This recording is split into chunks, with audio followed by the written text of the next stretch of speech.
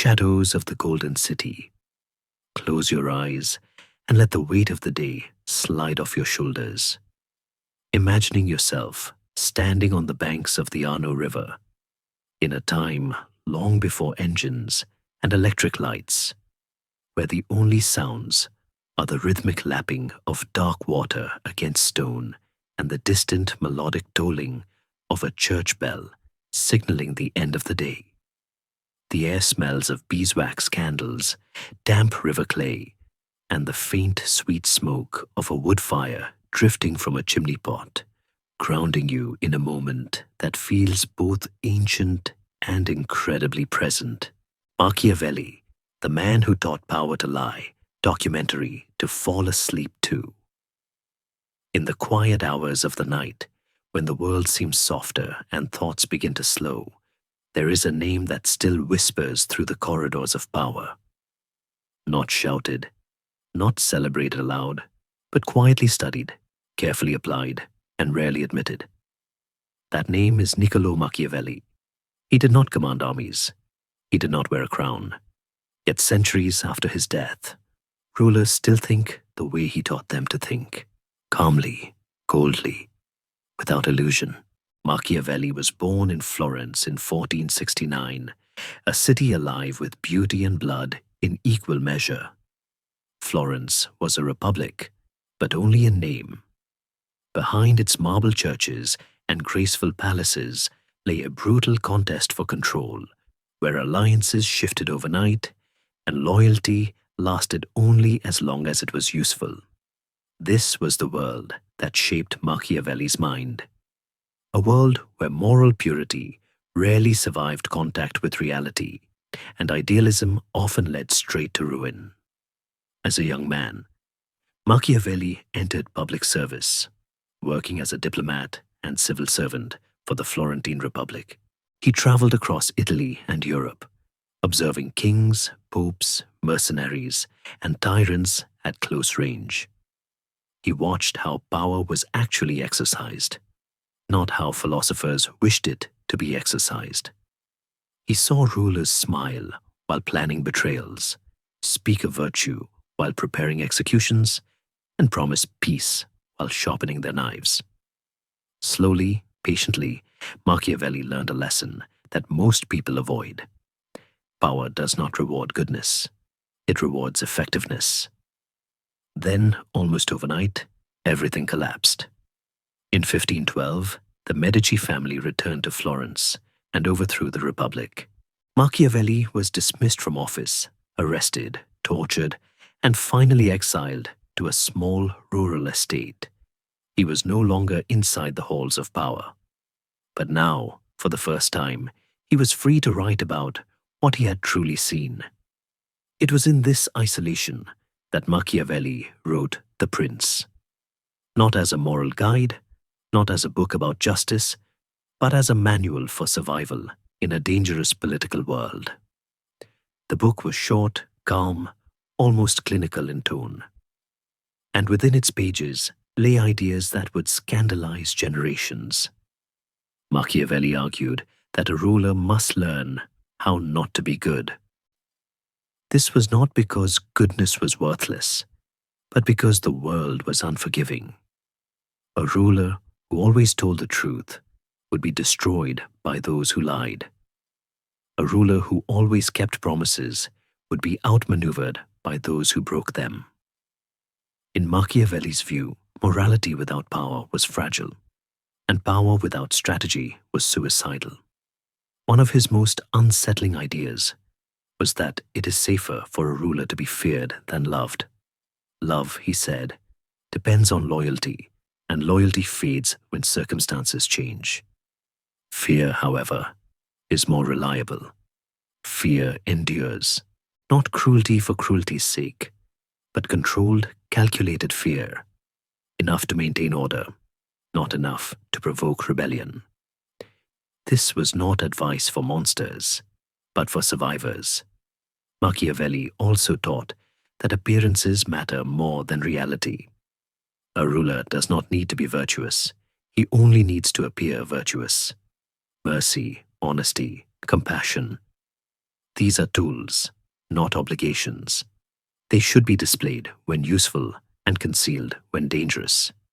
Power, Machiavelli believed, was theatre, and the most successful rulers were the best actors. To many readers, this sounded like an endorsement of lying, and in a way, it was. But Machiavelli did not invent deception. He simply stripped away the comforting lies people told themselves about politics. He refused to pretend that power followed moral rules. Instead, he described power as it actually behaved: restless, ruthless, and indifferent to ideals. The reaction was swift and furious. Machiavelli's name became synonymous with manipulation, treachery, and evil. Machiavellian entered language as a synonym for cold-blooded scheming. His book was banned by the church. His reputation was destroyed. Yet quietly, his ideas spread. Kings read him in secret. Advisors quoted him without attribution. Empires applied his lessons while condemning his name. Ironically, Machiavelli himself never regained power. He died in 1527, poor and largely forgotten, buried without honors. The man who taught power how to think was never trusted with power again. There is something deeply human and deeply tragic in that. Over time, historians began to see Machiavelli more clearly. He was not a teacher of evil, but a realist. He did not tell rulers what they should be. He told them what they already were. His honesty made people uncomfortable because it forced them to confront a difficult truth: that politics often demands choices between bad and worse, not good and evil. Even today, Machiavelli's shadow remains. Modern politics still rewards those who control narratives, manage fear, and bend truth when necessary. His ideas echo in boardrooms, war rooms, and campaign offices. Whenever power justifies a lie as necessary, Machiavelli is there, quietly nodding. Yet there is another side to his legacy. By exposing the mechanics of power, Machiavelli also empowered ordinary people to see through it. Once you understand how rulers manipulate fear and appearances, you are less easily deceived. In this way, Machiavelli did not only teach power how to lie. He taught the powerless how power lies. As you drift towards sleep, consider the strange calm of Machiavelli's world, a world without illusions, but also without surprise. A world where understanding replaces outrage and clarity replaces hope. Machiavelli does not ask us to admire power. He asks us to understand it. And sometimes, understanding is the most unsettling thing of all. The lights dim, the noise fades, and somewhere in the silence, the old Florentine observer continues to watch, reminding us that power has never been innocent, only honest about itself when someone dares to tell the truth. Before you get comfortable, take a moment to like the video and subscribe, but only if you genuinely enjoy what I do here. Let me know your city and local time in the comments so we can see where everyone is listening from. Now, let us drift back to the very beginning, to the streets that first held his footsteps. It is May 3rd, 1469. The sun is setting over the terracotta rooftops of Florence, casting long, bruised purple shadows across the narrow, winding streets of the Oltrarno district. We find ourselves in a modest house on the Via Guicciardini, a street that smells of leather tanning and dust, where Bernardo Machiavelli, a lawyer with a love for books that far outstrips his income, is pacing the floor. He is not a rich man. Historians still chuckle at the fact that Bernardo was technically barred from holding public office because he was a debtor of the commune, a fancy way of saying he hadn't paid his taxes in years. But he is rich in ideas. On this night, his wife, Bartolomea, gives birth to their third child, a son they name Niccolo. The baby is born into a city that is arguably the center of the known universe, a place where the air itself seems to vibrate with ambition. Florence in the late 15th century is a paradox, a place of stunning artistic grace and ruthless commercial calculation. As little Niccolo grows, learning to walk on the cool stone floors of the Santa Croce neighborhood, he is surrounded by the construction of a new world. The massive dome of the cathedral, engineered by Brunelleschi, dominates the skyline, a testament to what human genius can achieve when funded by immense wealth. But young Niccolo also learns to read the streets. He sees the great families, the Medici, the Pazzi, the Pitti, sweeping through the piazzas in robes of crimson silk, trailed by armed guards whose hands never stray far from the hilts of their daggers. He learns early on that in Florence, beauty is often a mask for power. His father, Bernardo, instills in him a love for the ancients, reading him stories of Rome and Greece by candlelight, the flickering flame illuminating the pages of Livy and Cicero.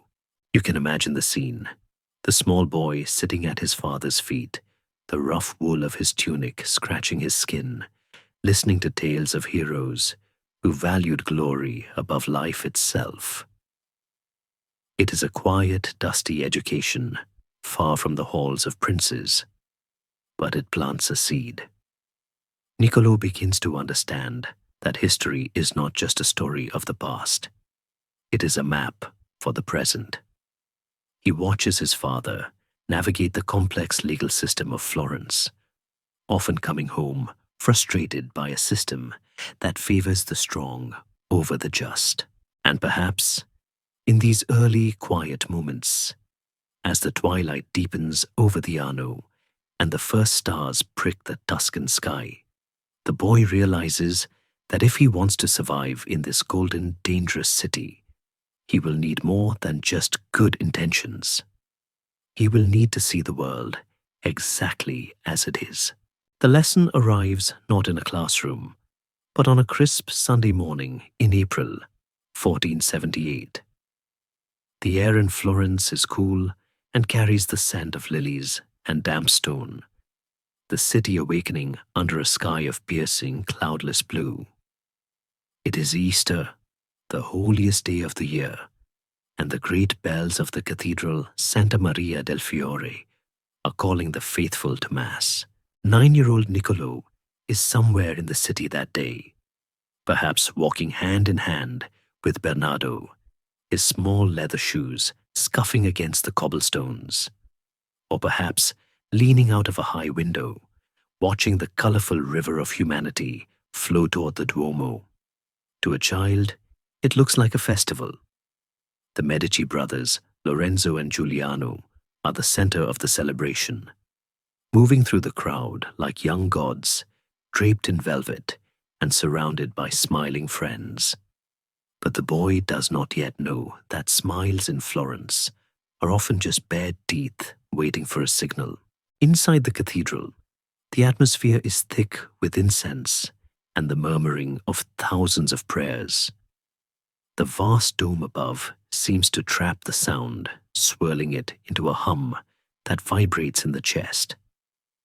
But beneath the heavy robes of certain men standing near the altar, there is the metallic clink of hidden daggers. This is the Pazzi conspiracy, a plot hatched not by common criminals, but by rival bankers, and remarkably endorsed in whispers by the Pope himself. The plan is simple and terrifyingly sacrilegious: to murder the Medici brothers in the house of God, at the very moment the priest raises the host. It is a plan that relies on the shock of violence to shatter the Medici grip on power. But as Niccolo will later note with a dry, detached wisdom, fortune is a woman who must be mastered, and on this day she is particularly cruel to those who hesitate. The signal is given. The host is raised. The bell rings. And suddenly, the holy silence is shattered by screams. Giuliano de' Medici is struck first, stabbed 19 times with such frenzied violence that one of the assassins accidentally wounds his own leg. Giuliano falls, his blood staining the marble floor of the sanctuary, a dark red pool spreading on the white stone. But Lorenzo, the true prize, the head of the snake, is faster. He reacts with the instinct of a survivor, drawing his sword and wrapping his cloak around his arm as a shield.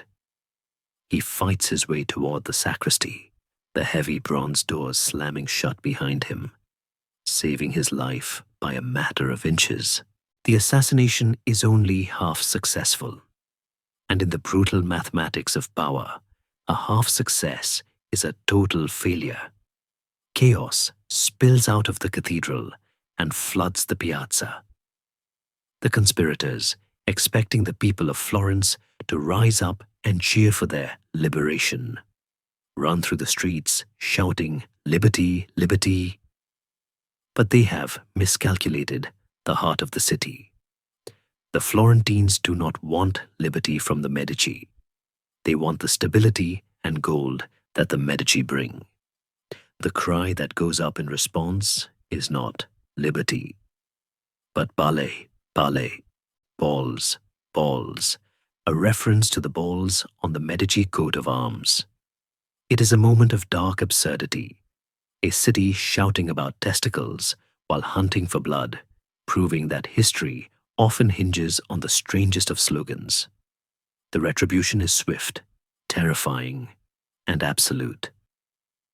The young Niccolo, whether from the street or a window, witnesses the aftermath of failed ambition. He sees the Archbishop Salviati, still wearing his ceremonial robes, dragged from the Palazzo Vecchio and hanged from a high window. Beside him swings Francesco de' Pazzi. Historians still argue whether the young Niccolo stood in the piazza that day, gazing up at the swaying bodies with wide eyes, or if his father kept him locked behind heavy shutters to spare him the sight. But given the boy's insatiable curiosity, it is hard to imagine him looking away. He would have seen the grim reality that the Pazzi conspiracy failed because they used professionals who refused to kill in a church, forcing them to rely on disgruntled priests. It turns out that while priests are excellent at saving souls, they are surprisingly clumsy at severing arteries.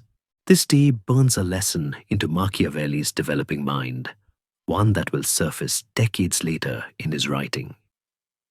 He learns that if you strike at a prince, you must kill him. To wound a man is to invite his revenge.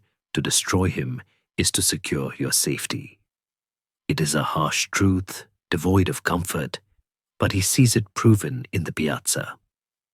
The Pazzi are hunted down, their family name erased from public records, their crests chiseled off buildings.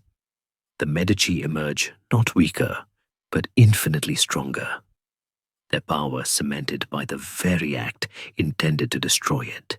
Lorenzo is no longer just a banker. He is a survivor, a martyr who lived, loved even more fiercely by a populace that now fears for his safety. As the sun sets on that bloody Easter, the bodies are still hanging, casting long, grotesque shadows against the stone walls of the palace. The mood in the city shifts from panic to a strange, exhausted quiet. The smells of the day, incense, sweat, iron, and fear, begin to dissipate, replaced by the cool evening breeze coming off the river. Niccolo returns to his books, but the words of Livy and Cicero now read differently to him. They are no longer just stories of ancient heroism. They are commentaries on what he has just seen. He understands now that the world is not governed by prayers or good intentions. It is governed by force, timing, and the ruthless application of will. The city settles into an uneasy sleep, the events of the day whispering through the alleyways. The young boy lies in his bed, listening to the night sounds of Florence, the distant bark of a dog, the rhythmic tread of the night watch, the soft murmur of his parents talking in the next room. He is safe, but he is changed. The golden veneer of the city has cracked, revealing the machinery of death beneath.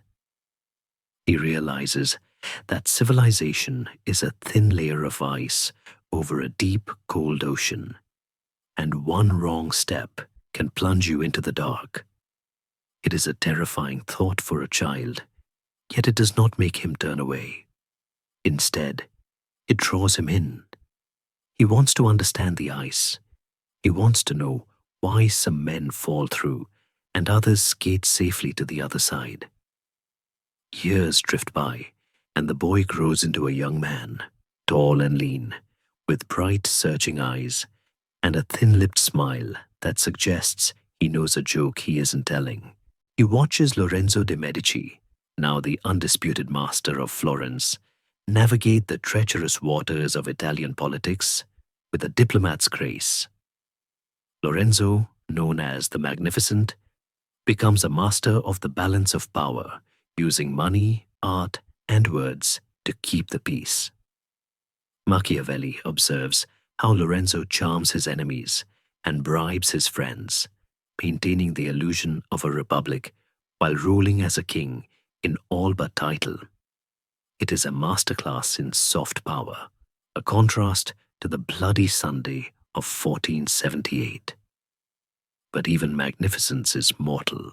In 1492, the year a Genoese sailor named Columbus stumbles upon a new world, Lorenzo dies. The balance he maintained so carefully dies with him. The sky over Florence seems to darken, literal storms brewing over the city, as if nature itself is mourning the loss of the steady hand at the tiller. Niccolo is 23 now, a man fully grown, standing on the precipice of his own career. He senses the change in the wind. The old certainty is gone.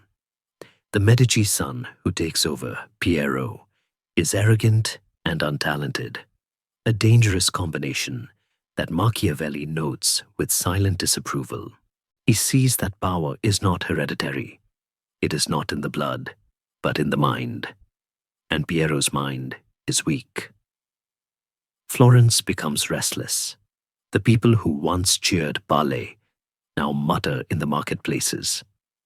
They are hungry for something new, something pure. They are tired of the corruption, the excess, the art that celebrates pagan gods instead of the one true Christ. Into this vacuum steps a figure who will teach Machiavelli a very different lesson about power. A lesson not about daggers, but about words. A man who claims to speak for God, but whose voice will eventually be drowned out by the roar of the fire. The stage is set for the prophet, and Niccolo, the silent observer in the back of the room, prepares to watch another tragedy unfold, his pen ready, his mind open, waiting to see if God truly protects his own, or if, as he suspects, God leaves politics to men. The year is 1494, and the sky over Florence is the color of bruised iron. The golden light of the Medici era has been swallowed by the smoke of impending war, and the air feels heavy, charged with the static electricity of fear. If you listen closely, you can hear a new sound echoing through the narrow streets. Not the lute music of carnival, but the heavy, rhythmic thud of foreign boots. An army is coming. King Charles VIII of France has crossed the Alps, descending upon Italy like a landslide. He is a man whom history describes with brutal honesty. Short, with a head too large for his body, mismatched eyes, and a nose like a hooked beak. He looks less like a king and more like a gargoyle, that has climbed down from a cathedral ledge. Yet, he commands the most terrifying artillery train Europe has ever seen. Cannons that can shatter medieval walls in an afternoon. To the refined Florentines, he is a barbarian. To Niccolo Machiavelli, now 25 years old, he is a force of nature that cannot be stopped by poetry or good manners. The Medici rule collapses like a house of rotten timber. Piero de' Medici, the foolish son of the magnificent Lorenzo, rides out to meet the French king and surrenders everything, fortresses, money, dignity, without a fight. He returns to Florence not as a savior, but as a coward. The city gates remain closed to him. The people, furious and terrified, pelt him with stones until he flees into the night.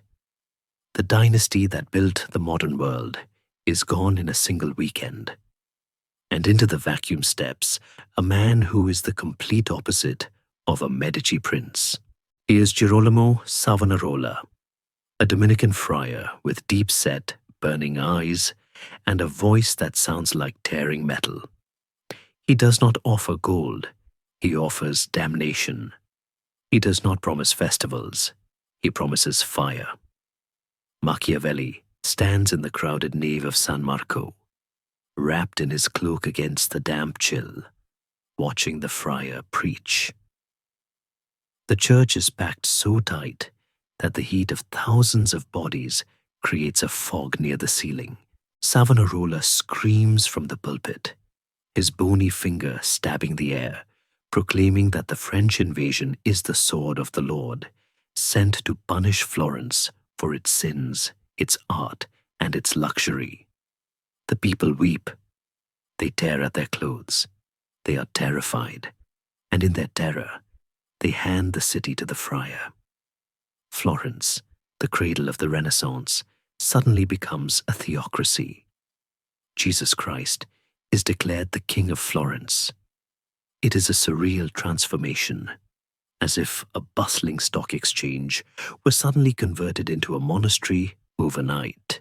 Machiavelli observes this with a mixture of fascination and skepticism. He writes a letter to a friend describing the friar's methods. He notes how Savonarola adapts his lies to the mood of the crowd, how he claims to speak with God only when it is politically convenient. Machiavelli calls him the wily simulator. He does not see a holy man. He sees a master politician working with a different currency, not florins, but belief. For a while, it works. The bonfire of the vanities ignites the Piazza della Signoria. Imagine the smell of that day, the sharp chemical tang of burning oil paints, the scent of melting perfume bottles, the smoke of wigs and lutes curling into the sky. Sandro Botticelli, the great painter, is said to have thrown some of his own sketches into the flames, weeping for his sins. It is a collective madness, a fever breaking. But Machiavelli notices the crack in the foundation. Savonarola has the people's hearts, but he has no soldiers. He has no guards. He relies entirely on the emotional pitch of the crowd, and crowds are notoriously fickle. The friar makes a fatal mistake. He attacks the Pope. Alexander VI, the Borgia Pope, is a man of immense corruption and immense power, sitting in Rome like a spider in a web of gold. He does not care about theology, but he cares about authority. He excommunicates Savonarola and threatens to place Florence under an interdict, a spiritual blockade that would ruin the city's banking trade. Suddenly, the Florentines are forced to choose between their profit and their wallets. It is not a difficult choice for a city of bankers. The end comes with grim inevitability. The people grow tired of fasting. They grow tired of being told that their beautiful clothes are tickets to hell. The mood shifts from adoration to irritation, then to murderous anger. a rival Franciscan monk challenges Savonarola to a trial by fire to prove who has God's favor. It is a spectacle of medieval theater. Two piles of wood are soaked in oil in the piazza, with a narrow path between them. If the friar can walk through the flames unharmed, he is a prophet. If he burns, he is a fraud. On the appointed day, the entire city gathers. The tension is unbearable, but then the sky opens up. A torrential rainstorm trenches the wood, turning the potential inferno into a soggy mess. The trial is cancelled. The crowd, cheated of their miracle and their entertainment, turns on Savonarola. He is arrested and tortured. The same piazza where the bonfire of the vanities roared now hosts a different kind of structure. It is May 23rd, 1498. A long wooden walkway leads to a gibbet rising high above the cobblestones. Machiavelli is there, watching the final act. He sees the friar, stripped of his robes, looking small and fragile, without the pulpit to elevate him. He is hanged first, then burned. The flames that consume his body are meant to be a final purification, but they are also a political statement. The ashes are carefully gathered and thrown into the Arno River, so that no relics can be kept, no shrine can be built. The prophet is erased. Scholars and historians still debate how much this moment shaped Machiavelli's soul. Some argue that he despised Savonarola as a fanatic. Others suggest he respected the friar's ability to mobilize the masses, but despised his inability to defend himself. But the lesson Machiavelli draws in The Prince is crystal clear and devoid of sentiment. He writes, "All armed prophets have succeeded. All unarmed ones have failed. It is a cold equation. Moses, Cyrus, Romulus, they all had swords to back up their laws. Savonarola had only words, and words, Machiavelli realizes as he watches the ashes drift downstream toward Pisa, are lighter than air. They cannot stop a French cannon, and they cannot save you when the mood of the crowd turns like the tide.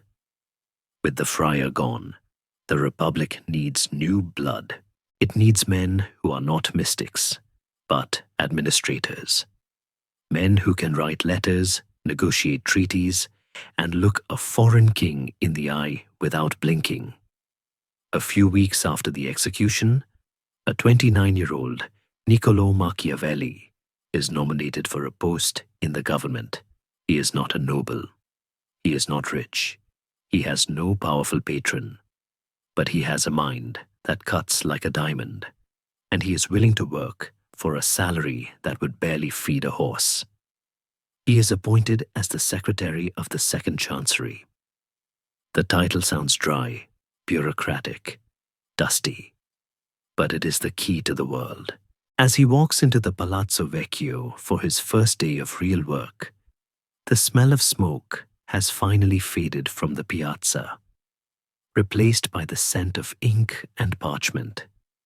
He climbs the stone stairs, his hand brushing against the rough walls that have seen so much history. He is no longer just an observer in the crowd. He is an actor on the stage.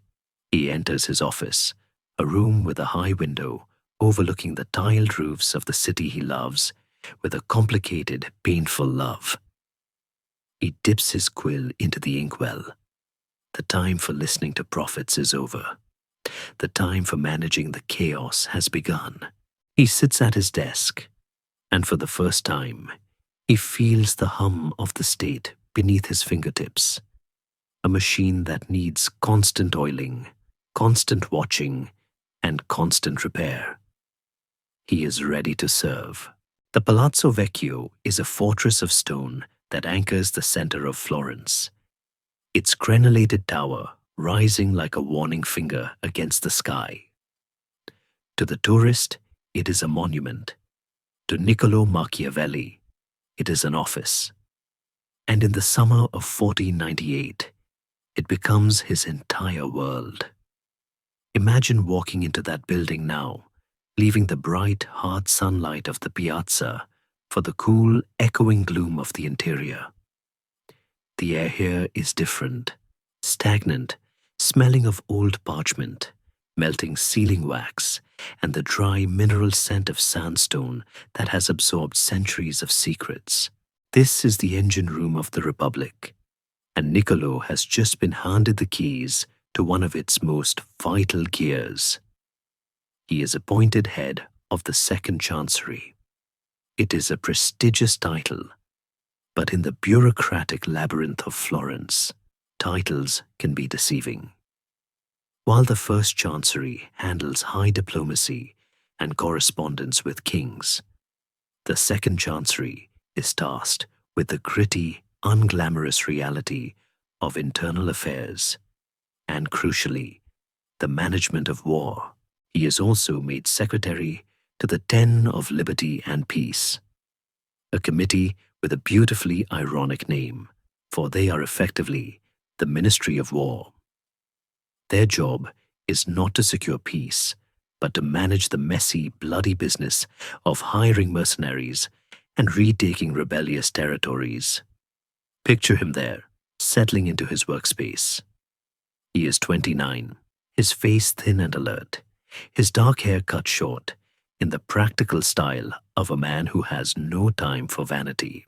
His desk is a chaotic landscape of stacked paper, quill pens made from goose feathers, and pots of iron gall ink that stain his fingers a permanent inky black. The room buzzes with the scratching of pens and the low murmur of clerks dictating letters. It is not a silent library. It is a newsroom. Messengers burst in with dust on their cloaks, carrying updates from the front lines. Ambassadors wait in the hallway, pacing impatiently.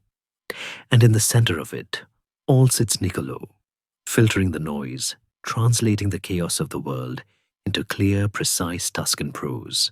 His days are long, often stretching from the first light of dawn until the candles burn down to nubs in their sconces. He writes thousands of letters, orders to captains, instructions to commissaries, reports to the Signoria. Historians who have studied these archives are often struck by two things: the sheer volume of his output and the clarity of his mind. Even in these dry administrative memos, the voice of the future author of The Prince begins to emerge. He is impatient with vagueness. When a military captain sends a confused report, Machiavelli writes back demanding specifics. How many men? How much grain?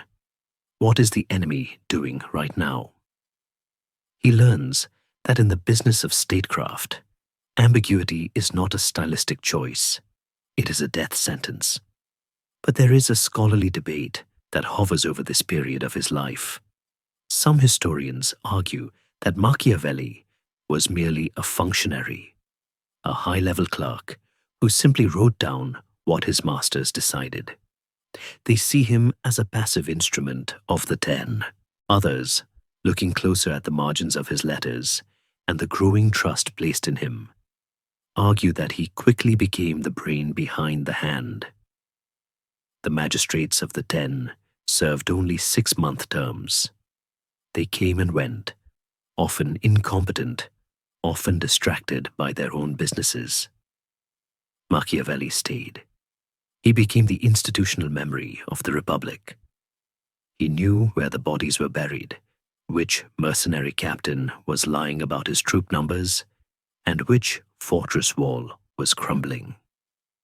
In a government of amateurs, the professional secretary quietly steers the ship. The dominant crisis of his early career is the war with Pisa. Pisa, a rival city down the river near the coast, had rebelled against Florentine rule when the French king marched through. For Florence, losing Pisa is like a body losing a lung. It cuts off their access to the sea. The war to retake it is a humiliating, expensive, dragging disaster. Machiavelli watches from his desk as the Republic pours gold into the pockets of mercenary captains, condottieri, who promise victory and deliver nothing. He sees captains who refuse to fight when it rains, captains who take bribes from the enemy, and captains who hold the city for ransom. It is here, amidst the frustration of reading reports of yet another failed siege, that Machiavelli's lifelong hatred of mercenaries is born. He sees them as parasites, useless and dangerous, as he will later write. He cracks a grim joke to his friend and colleague Biagio Buonaccorsi that hiring a mercenary to save your state is like hiring a thief to guard your vault. You might be safe from the neighbors, but who will save you from the guard? This dark humor becomes his armor. The Chancery is a serious place, but it is also filled with the banter of exhausted men. They share wine, they gossip about the sexual escapades of the aristocracy, and they complain about their pay. And Niccolo loves to complain about his pay. Despite his high title, his salary is modest, and he is perpetually short of funds. He is a man who enjoys the good things in life: a fine velvet cloak, a night at the tavern, a game of backgammon. But his wallet rarely cooperates. There is something deeply endearing about the future master of political theory, writing begging letters to the government, asking for reimbursement for horse rental or travel expenses. It crowns him. He is not a wealthy philosopher pondering the heavens. He is a working man worrying about the rent. As the months turn into years, the Republic realizes that Niccolo is too valuable to keep chained to a desk.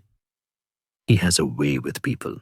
He is witty, observant, and possesses a disarming charm that hides his sharp intellect. He can drink with soldiers and quote Latin with cardinals. So the 10 begin to send him out. He trades his quill for a riding cloak. These first missions are local, resolving disputes in small Tuscan towns, inspecting fortifications, smoothing over ruffled feathers. Imagine the sensory shift. He leaves the stone echo of the Palazzo Vecchio for the open road. The Tuscan landscape unfolds around him, the rolling hills turning from green to gold as the seasons change, the silver green of olive groves, the dusty white roads that wind through the vineyards. He spends hours in the saddle, a physical toll that leaves him aching but clears his mind. It is on these rides that he begins to formulate his theories. He sees the disconnect between the orders written in Florence and the reality on the ground. In the palace, they debate policy. In the field, a captain is worried that his men have no shoes and the bread is moldy. Machiavelli learns to bridge the gap. He learns that a good order is one that can actually be executed. One specific incident from this time captures his growing cynicism. He is sent to negotiate with a mercenary captain who is demanding more money to continue a siege. The captain is a giant of a man clad in steel, surrounded by rough soldiers. Machiavelli is a slight figure in civilian robes. The captain bluffs, threatens, and slams his fist on the table, claiming his honor is insulted. Machiavelli watches him calmly, waiting for the performance to end. He realizes the man isn't angry. He's just negotiating. Machiavelli doesn't flinch. He calls the bluff, offering a fraction of the demand, but promising it immediately in gold. The captain accepts with a grin. It is a small victory, but it teaches Niccolo that power often wears a mask of rage to hide a calculating heart. By 1500, the stakes are raised. The war with Pisa is going nowhere, and the French king, Louis XII, is growing impatient with his Florentine allies. The Republic needs to send an envoy to the French court, not to make demands, but to explain why they are so broke and so incompetent. It is a suicide mission for a reputation. The senior ambassadors make excuses. They have gout, they have urgent business, they are too old. So the finger points to the secretary. Niccolo is ordered to pack his bags. He is going to France. He prepares for the journey with a mix of excitement and dread. This is not a ride through the Tuscan hills. This is a journey across the Alps to the most powerful court in Europe. He packs his few good shirts, his books, and a meager bag of coins provided by a stingy government. He says goodbye to his friends in the chancery, to the sounds of the bells he knows so well. As he mounts his horse at the city gates, the sun is rising, casting that familiar golden light over the walls. But he is turning his back on it. He is riding north into the shadow of the mountains, towards a lesson that will shatter his provincial confidence and show him the true, terrifying scale of power. The secretary is about to meet the king. The journey north is a brutal awakening. To leave the sun-drenched, human-scale hills of Tuscany for the sheer, crushing verticality of the Alps is to realize how small one man truly is. Niccolo rides a hired horse that seems to share his grim mood, picking its way through passes where the air is thin and cold enough to crack a man's lips. The year is 1500, and Machiavelli is crossing into a world that operates by entirely different laws. In Florence, power is negotiated in whispers within the loggias. Here, amidst the granite peaks and the thundering avalanches, nature dictates terms with a roar. He is leaving the land of merchants for the land of iron. When he finally descends into the lush, green sprawl of France, he encounters a kingdom that shocks him with its vastness. France is not a city-state, it is a leviathan. Its resources seem endless, its population teeming. He tracks down the royal court, which is a mobile city in itself, following King Louis XII as he moves from castle to hunting lodge. The court is a chaotic, noisy, muddy affair, smelling of roasting meat, wet dogs, and the unwashed bodies of 1,000 courtiers. It is a place of raw physical vitality, utterly unlike the perfumed intellectual atmosphere of Florence. Here, a man is judged by the width of his shoulders and the weight of his purse, not the cleverness of his rhetoric. And this is where the trouble begins. Machiavelli arrives not as an ambassador with full powers, but merely as a mandatory, a messenger. He has no authority to sign treaties. He can only listen, explain, and delay. To the French, who are accustomed to kings who snap their fingers and make armies move, the Florentine Republic seems like a joke. They cannot understand why Florence needs to debate everything in committees. They call the Florentines Ser Nihilo, Mr. Nothing. They mock Machiavelli's modest clothes and his lack of a retinue. He is forced to follow the court like a stray dog, waiting for hours in drafty antechambers, often ignored by men who possess a fraction of his intelligence, but 1,000 times his rank. The humiliation burns him, but it also refines him. He stands in corners, watching the French lords with eyes that miss nothing. He sees their arrogance, their dismissal of anything that isn't French, and their absolute reliance on brute force. He writes back to the Signoria in Florence, his letters filled with urgent warnings. These people, he scribbles by the light of a tallow candle in a rented room, are blinded by their own power.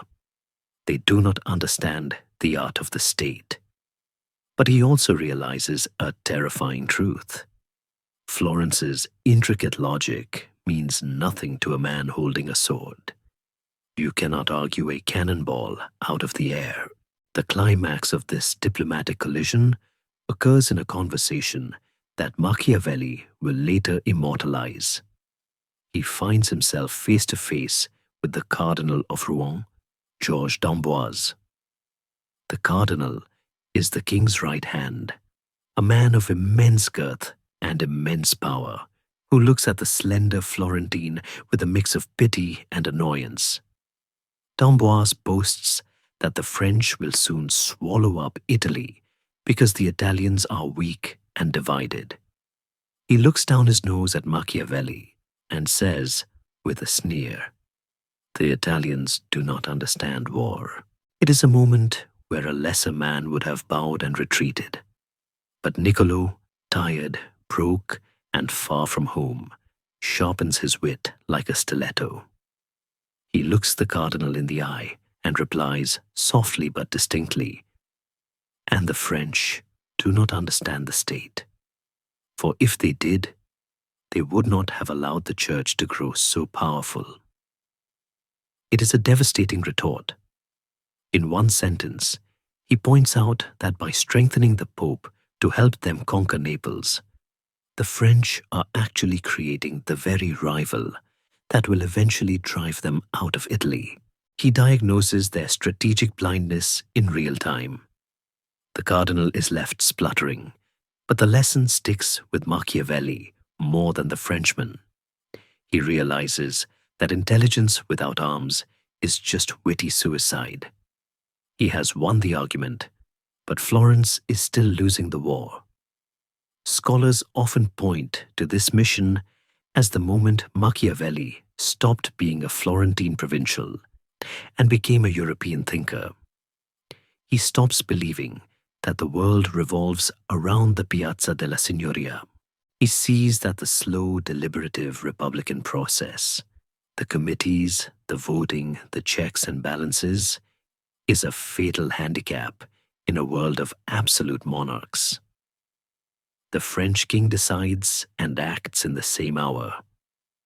Florence debates for a month and then appoints a committee to study the issue. Speed, he learns, is a weapon. Hesitation is a wound. His misery in France is compounded by his personal finances. The Republic is notoriously slow in sending him his salary. He is forced to borrow money just to feed himself and his servants. He writes pathetic, funny, angry letters to his colleagues back home. "I am here in the middle of the ocean," he complains, "and I am drowning." He details the cost of doing laundry in France, which is apparently extortionate, and jokes that he will have to return to Florence naked. It is a touch of soft humor that humanizes the legend, the great political theorist worrying about the price of bleaching his shirts. But underneath the jokes lies a deep resentment. He sees that, in the eyes of the powerful, poverty is a sin. If you want to be respected, you must look the part. Yet, amidst the indignities, he finds a strange kind of freedom. Because he is ignored, he is invisible. He can walk through the court, listening to conversations not meant for him. He observes the machinery of a great kingdom, the tax collection, the standing army, the centralization of authority. He compares it to the chaotic, fractured nature of Italy. He begins to dream of an Italy that could be like France, united, strong, and armed. It is a patriotic dream born of humiliation. He wants his home to be safe from these giants who treat nations like playthings. After 6 long months, he is finally recalled. He rides back across the Alps in the winter of 1501. The journey is even harder this time, the snow deep and the winds fierce. But the man in the saddle is different. The naive belief that justice or reason will save the day has been frozen out of him. He carries in his saddlebags not just dirty laundry and debt, but the seeds of the prince. He has seen the face of the future, and it speaks French. It is loud, it is fast, and it does not care about your feelings. As he descends back into the familiar landscape of Tuscany, the cypress trees standing like sentinels against the pale winter sky, he feels a mixture of relief and dread. Florence looks the same, the dome, the towers, the river, but it feels fragile now. He sees it as a beautiful porcelain vase sitting in a room full of iron hammers, and he knows that another hammer is coming. This one is not French, and it is not a king. It is a man who is rising in the Romagna, a man who combines the ferocity of the French with the cunning of the Italian. A man named Cesare Borgia. Machiavelli enters the city gates, his breath steaming in the cold air. He is exhausted. His cloak is threadbare, and he has no money to buy his wife a gift. But his mind is racing. He heads straight for the Palazzo Vecchio. He has a report to write, and this time he hopes they will listen. Because the wolves are not just at the door. They are learning how to pick the lock. The year is 1502, and the wind blowing down from the Apennines carries the scent of burning thatch. The Romagna, that rugged, lawless strip of Italy stretching along the Adriatic coast, is being remade by fire. For generations, this land was a patchwork of petty tyrants, small-time lords who ruled their hilltop towns like bandit kings, taxing travelers and murdering rivals with impunity. But now, a new power has swept into the vacuum, a force so rapid and so precise that the locals cross themselves when they hear his name. He is Cesare Borgia, the Duke of Valentinois, the illegitimate son of Pope Alexander VI, and the man who will become the dark heart of the prince. Niccolo Machiavelli is sent to find him. The Republic of Florence is terrified. Borgia's army is prowling on their borders, devouring towns like snacks, and the Florentine government, true to form, is paralyzed by indecision. They send their sharpest observer not to fight, but to talk, to stall, to flatter, and to figure out what the dragon wants. Machiavelli rides east, into the heart of the warlord's territory. The roads are quiet, unnaturally so. The bandits are gone, either dead or enlisted. This is the first shock. Where there was once chaos, there is now a terrifying order. He finds the Duke at Imola. The setting is cinematic, a fortress town wrapped in the mists of autumn. Machiavelli arrives at the castle, expecting the usual pomp and noise of a military headquarters. Instead, he finds silence. Cesare Borgia is a creature of the night. He sleeps while the sun is up and conducts his business in the dead of darkness. It is a psychological tactic as much as a personal quirk. It forces ambassadors to wait, disoriented and tired, until the Duke is ready to summon them.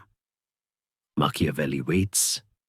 He paces the cold stone anterooms, listening to the changing of the guard, until finally, well past midnight, the doors open.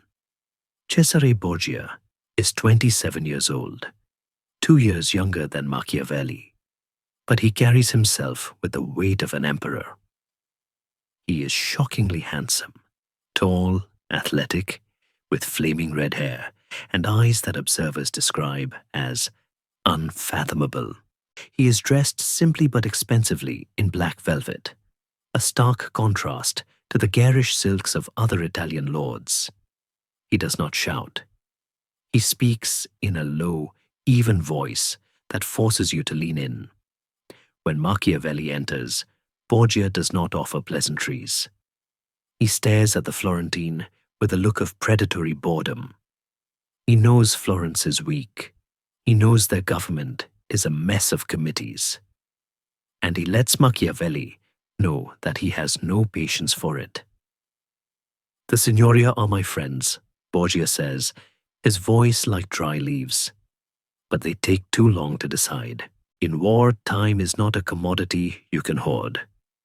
Machiavelli is mesmerized. For the first time in his life, he is looking at a man who embodies the very theories he has been struggling to formulate. Borgia is not relying on tradition. He is a new man, a novus homo, carving a state out of nothing but his own will and his father's money. He possesses virtue, not Christian virtue, not goodness, but skill, energy, and ruthless competence. Machiavelli watches how Borgia handles his captains, his soldiers, and his subjects. He sees that the Duke is cruel when necessary, but never pointlessly so. When he conquers a town, he installs a governor to establish order, often with harsh methods. But once order is established, he sometimes executes the governor to please the people, blaming the cruelty on his subordinate while taking credit for the peace. It is a masterclass in political theater. During these long nights at Imola, a strange relationship forms between the humble secretary and the terrifying Duke. Borgia seems to recognize a fellow intellect in Machiavelli. He drops the mask occasionally, sharing his plans, his frustrations, his contempt for the other Italian princes. Machiavelli writes frenzied letters back to Florence, trying to convey the sheer force of Borgia's personality. "This lord is most splendid and magnificent," he writes, struggling to find words that will wake his government up. "He is always in motion. He knows how to win men's souls." There is a scholarly debate here that adds a layer of intrigue to the narrative. Some historians argue that Machiavelli fell in love with Borgia, not romantically, but intellectually. That he was so desperate for a savior to unite Italy that he projected his own fantasies onto the Duke, ignoring Borgia's sociopathic tendencies. Others say Machiavelli was never fooled, that he saw Borgia clearly as a dangerous animal, but one worth studying, like a zoologist observing a tiger. The truth is likely in the middle. Machiavelli is seduced by the effectiveness, even as he is frightened by the man. One incident captures the surreal tension of their interactions. One night, Borgia demands to know if Florence will sign a formal alliance. Machiavelli, who has no authority to sign anything, tries to dodge the question with his usual diplomatic agility. Borgia cuts him off. He leans forward, the candlelight dancing in his pale eyes, and says, "Secretary, I want a clear answer. If you are not with me, you are against me, and I do not leave enemies behind me." It is a threat delivered as calmly as a weather report. Machiavelli, sweating in the cool night air, realizes that his words, his greatest weapon, are useless against a man who respects only steel. Yet, there is humor in the darkness.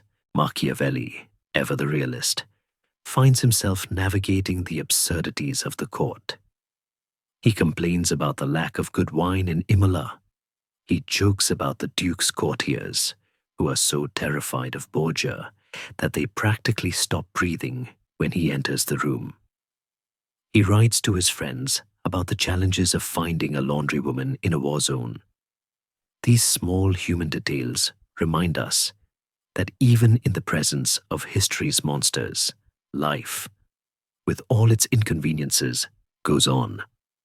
But the most profound lesson Borgia teaches him is about fortune. To the medieval mind, fortune was a wheel that turned randomly. To Machiavelli, watching Borgia, fortune looks like a river. It is powerful and destructive, yes, but a man of will can build dikes and canals to channel it. Borgia seems to have tamed the river. Everything goes his way. His enemies stumble, his plans succeed. He seems blessed. He has the backing of the Pope, God's representative, and the King of France, Europe's greatest power. He is the dragon on the crest of a wave. However, Machiavelli notices a flaw. Borgia's power is borrowed. It rests on the life of his father, the Pope. If Alexander VI were to die, the foundation of Borgia's empire would turn to sand. Machiavelli wonders, can a man, no matter how brilliant, survive if his power is not his own? It is a question that haunts him as he watches the Duke ride out to inspect his troops, his black velvet cloak billowing like a storm cloud. Borgia looks invincible. But in the Renaissance, invincibility is just an illusion waiting to be shattered by a fever or a cup of poisoned wine. As the weeks pass at the court of the dragon, Machiavelli receives news of a plot. The mercenary captains who have been fighting for Borgia, the Vitelli, the Orsini, are getting nervous. They realize the dragon is getting too big. If he conquers the Romagna, he won't need them anymore. And if he doesn't need them, he will destroy them. So they begin to whisper. A conspiracy is hatching in the shadows, a plan to strike the Duke before he becomes unstoppable. Machiavelli hears the rumors. He watches Borgia. Does the Duke know? The face of the dragon reveals nothing. But the air in the castle grows heavy, the silence even deeper. The stage is set for one of the most infamous events in Italian history. A masterclass in deception is about to unfold, and Niccolo Machiavelli has a front row seat. He is about to learn that the most dangerous weapon in a prince's arsenal is not a cannon, but a smile. The winds of winter are coming, and with them, the cold reckoning of Sinigaglia. The year turns, and the calendar brings us to the very end of 1502. We find ourselves on the Adriatic coast, in the small, windswept town of Sinigaglia. It is New Year's Eve. The air is biting, carrying the salt spray of the winter sea, and the sky is a flat, unmoving gray. To the casual observer, the town looks abandoned, a lonely outpost of stone huddled against the crashing waves. But inside the walls, the air is vibrating with a tension so thick it could be cut with a knife.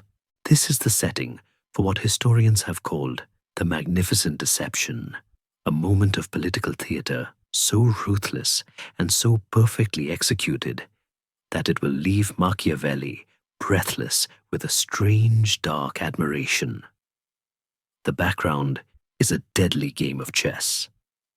The mercenary captains, the condottieri, who helped Cesare Borgia build his empire, have realized too late that they are feeding a tiger who will eventually eat them.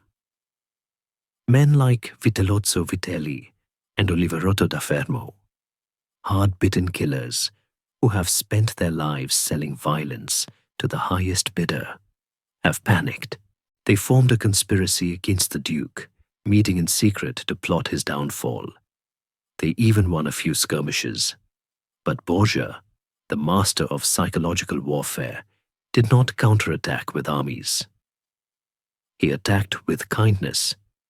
He offered them a truce. He promised them more money, more land, and forgiveness. He sent letters filled with such sweet, humble language that the captains, blinded by their own greed and perhaps a fatal underestimation of the Duke's memory, agreed to a reconciliation. They agreed to meet him at Sinigaglia to celebrate their renewed friendship. Machiavelli, watching from the sidelines, is stunned. He knows Borgia. He knows the Duke does not forgive. He suspects that the sheep are walking voluntarily into the slaughterhouse, and he cannot look away. On the morning of December 31st, the captains arrive. Machiavelli is there, recording the details with the precision of a crime scene investigator. He notes that Borgia has made himself appear weak. he has sent away his terrifying French cavalry, keeping only a small force with him. It is a lure. When the captains ride up, Vitelli, Oliverotto, and the Orsini brothers, Borgia rides out to meet them. The scene is almost tender. Vitellozzo Vitelli, a man who has burned villages without blinking, arrives on a mule, wearing a cloak lined with green. Machiavelli notes that the warlord looks strangely melancholic, as if his soul already knows what his mind refuses to accept. Borgia, by contrast, is radiant. He greets them with a warm embrace, clasping their hands, smiling like a long-lost brother. He invites them into the town, chatting pleasantly about future conquests. The group rides together through the gates of Sinigaglia. The trap is not just set, it is closing. Once they are inside the town, the atmosphere shifts with terrifying speed. Borgia invites the captains into his quarters in the fortress to discuss the campaign. They dismount, leaving their own troops outside the walls, a fatal tactical error induced by the Duke's charm. They follow Borgia into a private room. The moment the door clicks shut, the smiles vanish. The caresses, as Machiavelli later calls them, turn into iron grips. Armed guards step out from the tapestries. The captains are surrounded. There is no fight, no glorious last stand, just the sudden, sickening realization that they have been outplayed. They are arrested on the spot. Machiavelli is waiting outside. When the news breaks, the town erupts into chaos. Borgia's soldiers begin to loot the captain's baggage trains. Machiavelli, ever the cool head, describes the scene in his dispatches to Florence. He does not express horror. He expresses professional respect. He writes a famous account titled A Description of the Method used by Duke Valentino in killing Vitellozzo Vitelli and the rest. Note the title, not the murder, but the method. To Machiavelli, this is not a crime, it is a solution. The captains were a cancer of instability. Borgia simply cut them out. That night, as the new year begins, the silence of the dungeon is broken by the work of the executioner. Vitelli and Oliverotto are strangled back to back. There is a grim irony in their final moments.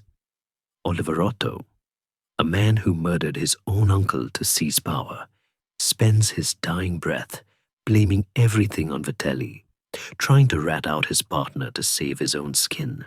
It is a pathetic end for men who lived by the sword. They die not as warriors, but as fools who trusted a prince. The next morning, Borgia summons Machiavelli. The Duke is in high spirits, with the best face in the world, as Niccolo reports. He tells the Florentine secretary that he has done a service to all of Italy by removing these treacherous dogs. He frames the murders as an act of justice, a necessary cleansing to bring peace to the Romagna. And looking at the result, the sudden end to the rebellion, the immediate restoration of order, Machiavelli finds it hard to disagree. This event crystallizes one of the most controversial ideas in The Prince, that there are times when a ruler must be a fox to recognize traps and a lion to frighten wolves. At Sinigaglia, Borgia was the ultimate fox. He used deception to achieve what war could not. He saved the lives of his own soldiers by spending the lives of 4 enemies.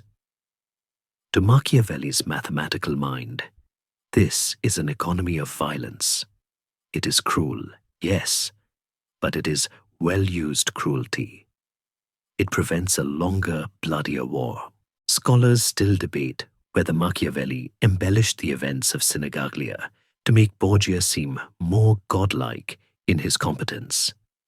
Did Vitelli really look so sad? Did Borgia really smile so warmly? We cannot know for sure. But the lesson Machiavelli draws is real. In the high stakes of politics, trust is a liability. If you hold a knife, do not drop it to shake hands unless you have a dagger in your other sleeve. As Machiavelli packs his bags to leave Senigalia, the town is quiet again. The bodies are buried. The troops are in line.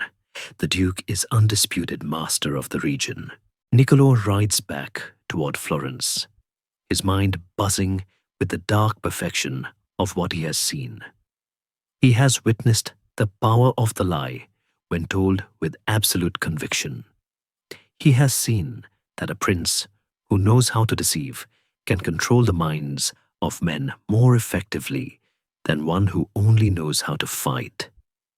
But as he rides, he might also feel a chill that has nothing to do with the winter wind. He has seen the dragon at the height of his power, invincible and brilliant.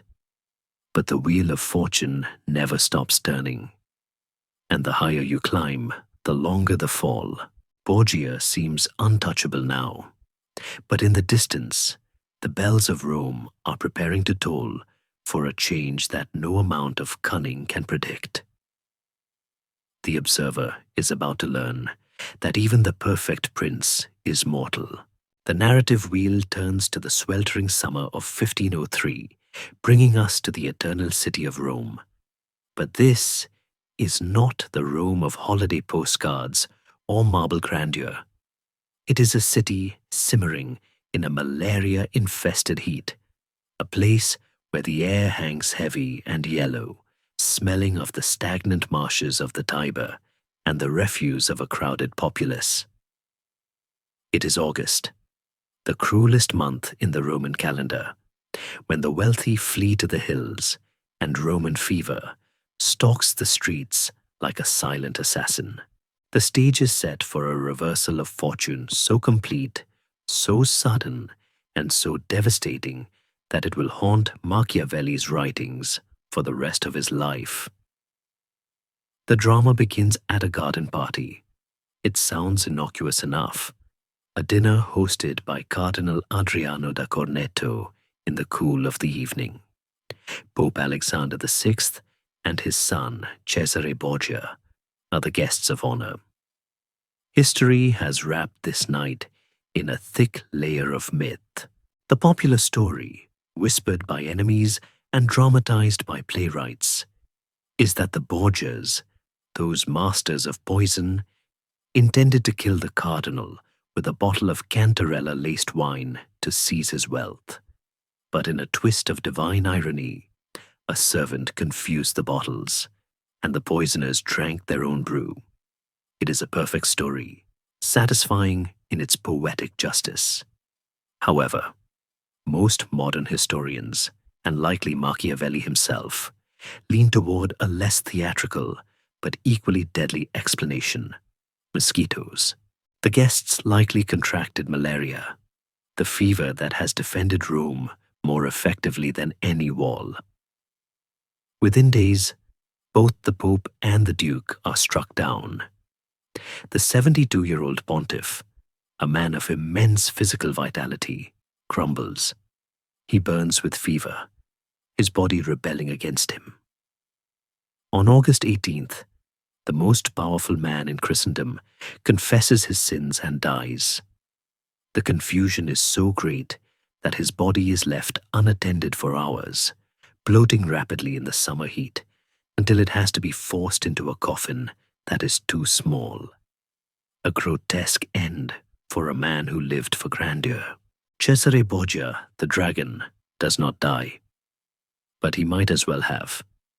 He lies in the Vatican apartments, shivering and delirious, his skin peeling, his strength drained. For the first time, the man of action is paralyzed. And this paralysis strikes at the exact moment he needs to be most active. The death of a pope is the most dangerous moment in Italian politics. It is the interregnum, a lawless gap where old scores are settled and new alliances are forged in blood. Cesare had a plan for this. He had told Machiavelli that he had thought of everything that could possibly happen when his father died. He had secured the loyalty of the Spanish captains. He had eliminated his enemies in the Romagna. He had a remedy for every disaster. Except, as he would later confess to Machiavelli in a voice weak with regret, I never thought that when my father was dying, I too would be at death's door. Machiavelli arrives in Rome shortly after the Pope's death, sent by the Florentine Signoria to observe the chaos. He finds a city on the edge of anarchy. Barricades are erected in the streets. The Orsini faction is hunting down Borgia loyalists. But the true shock comes when Machiavelli gains an audience with Cesare. He expects to see the terrifying figure from Sinigaglia. Instead, he finds a man broken by illness and uncertainty. The Duke is lying in bed, surrounded by a few faithful guards, his eyes feverish and darting. The aura of invincibility has evaporated, replaced by the smell of sickness and fear. It is a profound moment for the Florentine secretary. He realizes that virtue, skill, courage, ruthlessness is not enough. You also need fortuna. You can be the greatest swimmer in the world, but if the river dries up, you cannot swim. Cesare is stranded on the dry riverbed of his own bad luck. Machiavelli watches with a mix of pity and clinical detachment as the Duke makes a series of frantic, desperate moves to save his crumbling empire. The most fatal error comes during the papal conclave. After a brief reign by the elderly Pius III, who dies after just 26 days, a short interlude that barely allows the cardinals to unpack. The college gathers again to elect a new pope. The leading candidate is Giuliano della Rovere, a fierce, warrior-like cardinal who has been a sworn enemy of the Borgias for a decade. He is a man of iron will, known for his temper and his grudges. Cesare, in his weakened state, makes a gamble. He instructs his faction of Spanish cardinals to vote for della Rovere. Why? Because della Rovere has promised him things. He has promised to confirm Cesare as the captain general of the church. He has promised to let him keep the Romagna.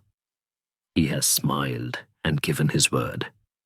Cesare, usually so cynical, believes him. He believes that a new benefit can make an old enemy forget past injuries. Machiavelli, watching from the diplomatic sidelines, is horrified. He sees this as a catastrophic misjudgment. In The Prince, he will later write one of his most famous warnings based on this exact moment. He who believes that new benefits will cause great personages to forget old injuries is deceived.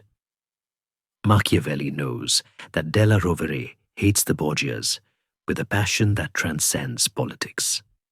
The moment the vote is cast and della Rovere becomes Pope Julius II, the trap snaps shut. Julius II is not a man who shares power. He is the warrior pope, and he intends to reclaim all the lands the church has lost. He strips Cesare of his titles. He demands the return of the Romagna fortresses. When Cesare hesitates, Julius has him arrested. The fall is complete. In a matter of weeks, the man who held Italy in the palm of his hand is reduced to a prisoner, begging for a safe conduct pass. His armies disband, his captains switch sides, his friends vanish like mist in the morning sun. Machiavelli visits the fallen duke one last time. The conversation is grim. Cesare blames his fate on the extreme malignity of fortune. He rants about betrayal. Machiavelli listens, but his dispatches to Florence lose their tone of awe.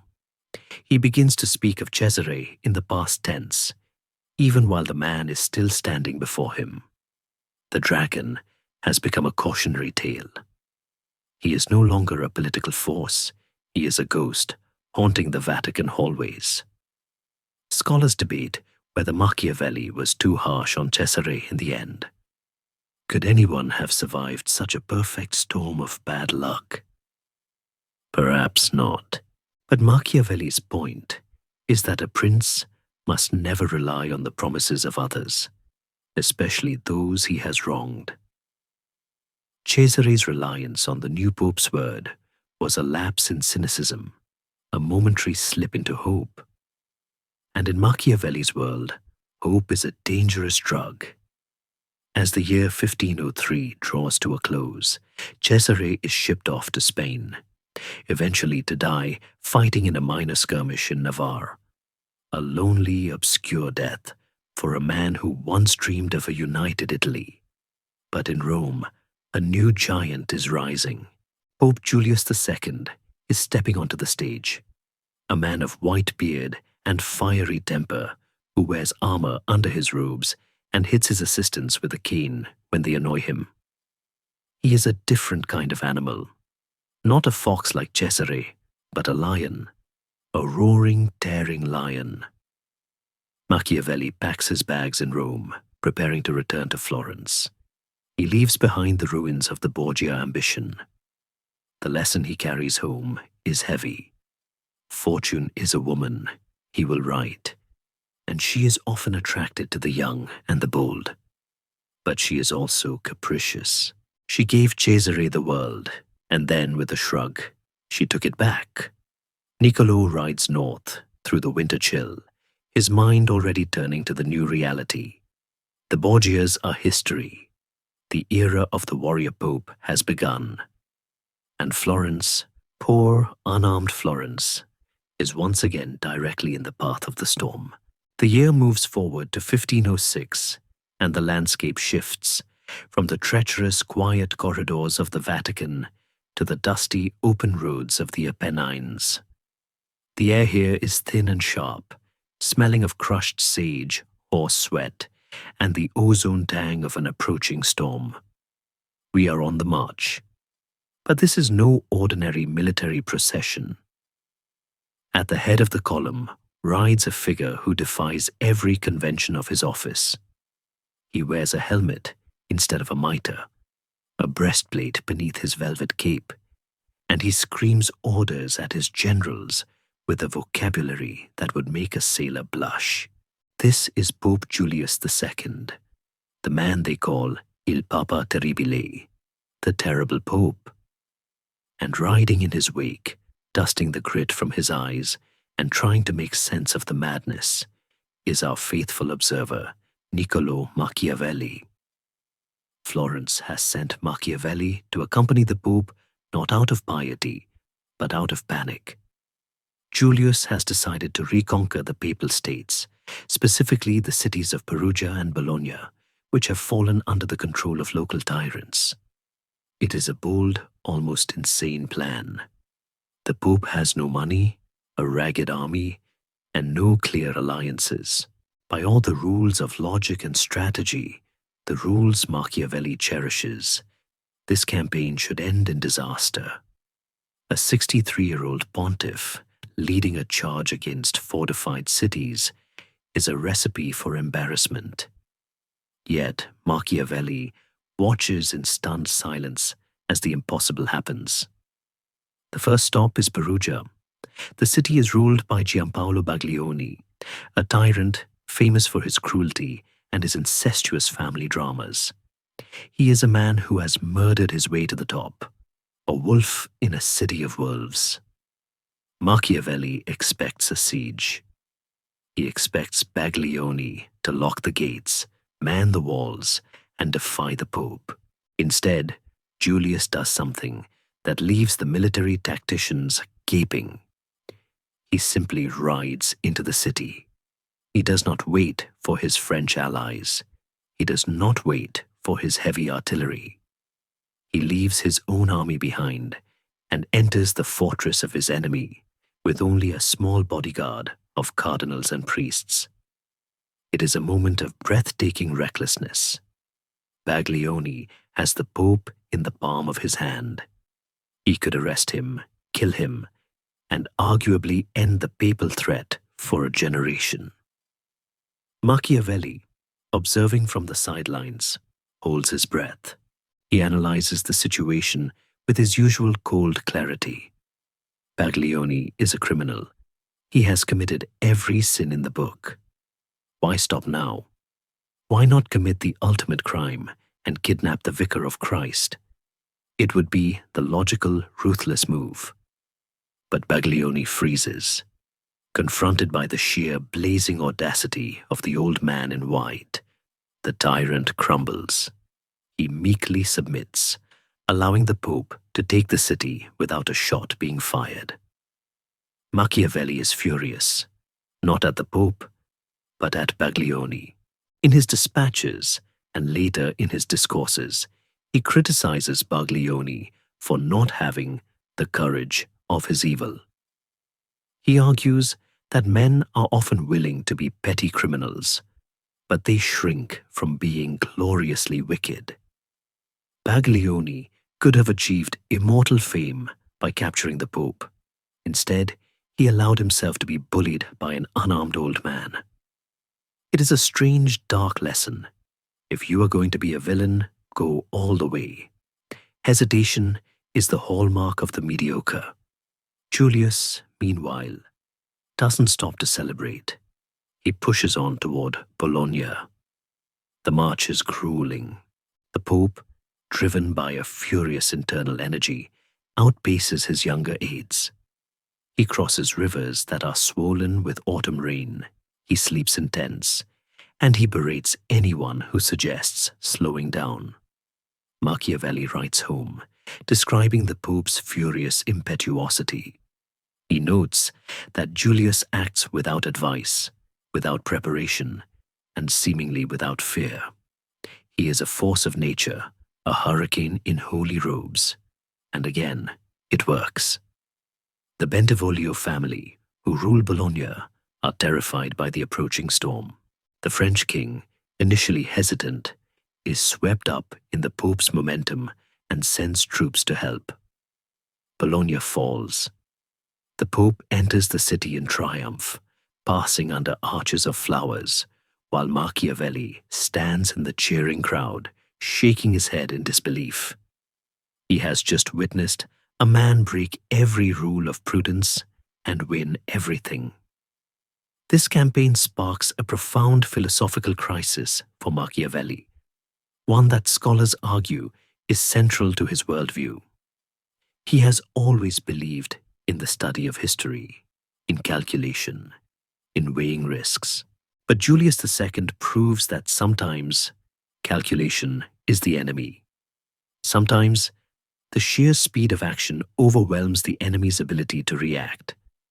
Julius succeeds because his personality, rash, aggressive, impatient, happens to align perfectly with the needs of the moment. The times demanded a lion, and Julius was a lion. But Machiavelli also sees the tragedy inherent in this success. He writes, Pope Julius II, in all his affairs, proceeded impetuously, and he found the times and circumstances so in harmony with his mode of procedure that he always obtained a happy result. However, Machiavelli adds a chilling caveat. If times had changed, if the situation had required patience, caution, and slow diplomacy, Julius would have been ruined. Because a man cannot change his nature. The impetuous man cannot become cautious, just as the cautious man cannot become impetuous. We are prisoners of our own character. This realization brings a note of fatalism to Machiavelli's thought. We are all trapped on the wheel. If our nature matches the times, we are geniuses. If the times change and we do not, we are fools. It is a humbling thought for a man who prides himself on his intellect. It suggests that success is not just about skill. It is about the cosmic accident of being the right person at the right time. Despite the heavy philosophy, there are moments of levity in this campaign. Machiavelli finds the court of the warrior pope to be a chaotic theatre of the absurd. He watches cardinals, men accustomed to soft silk and incense, trying to navigate muddy roads in armor that doesn't fit. He sees the pope whacking his mule with a cane or shouting insults at a lagging bishop. There is a raw, earthly humor in seeing the sacred hierarchy dragged through the mud of a military camp. Machiavelli, with his sharp eye for human folly, likely shared a few quiet laughs with his colleagues over cheap wine in the evenings, mocking the church militant as it struggled to set up a tent. But beneath the humor and the awe, a new conviction is hardening in Niccolo's heart. He looks at the Pope's success, and he looks at Cesare Borgia's failure, and he sees the common thread. Arms. Julius won because he led an army. Borgia lost when he lost his army. Florence, his beloved city, has no army. It relies on mercenaries who are expensive and disloyal, or on the protection of France, which is fickle. As the campaign wraps up and the winter snows begin to dust the towers of Bologna, Machiavelli feels a burning urgency. He needs to go home. He needs to convince the skepticism of the Florentine government to do something radical. He wants to give Florence its own teeth.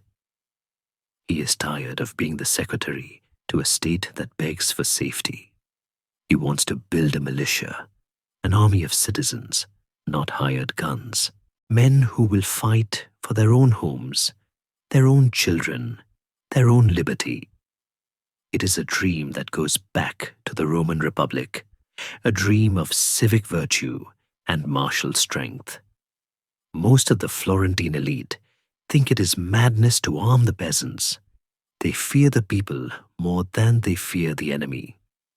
But Machiavelli has seen enough. He has seen the French artillery, the Borgia deceptions, and the Pope's fury. He knows that the world is not safe for the unarmed.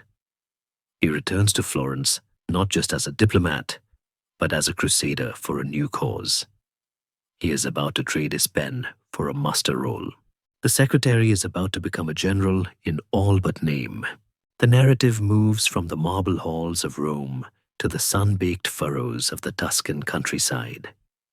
It is the spring of 1506, and the air is filled with the smell of turned earth, wild fennel, and the sweat of honest labor.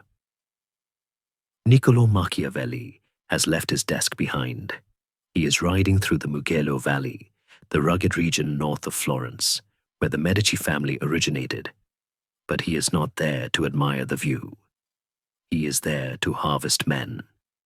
For years, Machiavelli has been obsessed with a single burning idea: that Florence's reliance on mercenaries is a sickness. He has watched hired captains take Florentine gold and then refuse to fight. He has seen them switch sides in the middle of a campaign. He has argued until his voice is hoarse and his colleagues are bored that mercenaries and auxiliaries are useless and dangerous.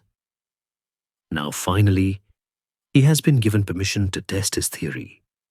He is building a militia. He is looking for farmers, shepherds, and laborers, men with calloused hands and sunburnt necks, to transform them into the new legions of Rome. Imagine the scene as the secretary rides into a small village square. The chickens scatter, and the old men playing dice in the shade look up with suspicion. Machiavelli dismounts, his velvet robes dusty from the road. He is not a soldier, but he speaks with a fire that commands attention. He tells these men that they are no longer just subjects, they are citizens. He tells them that fighting for their home is a duty more sacred than prayer. It is a hard sell. These are men who worry about the harvest, about the wolves, about the tax collector. War has always been a game for the rich to play and the poor to suffer. But Niccolo persists. He organizes musters, writes down names, and hands out pikes. Back in Florence, the aristocracy is horrified. The wealthy families, the ottomati, view the idea of arming the peasantry with the same enthusiasm they would have for handing out torches in a powder magazine. They argue that giving weapons to the poor is suicide. They will turn on us, the bankers whisper in the loggias. They will demand rights. They will overthrow the state. Machiavelli counters them with history. He argues that Rome became great because it trusted its people with swords. He argues that a man who fights for his own land, his own wife, and his own children will fight with a ferocity that no mercenary can match. He writes long, passionate memoranda, practically begging the signoria to trust him. Present gain should not cause you to neglect future danger, he warns. He is fighting a war on two fronts, one against the potential enemies of Florence, and another against the paranoid stagnation of his own government.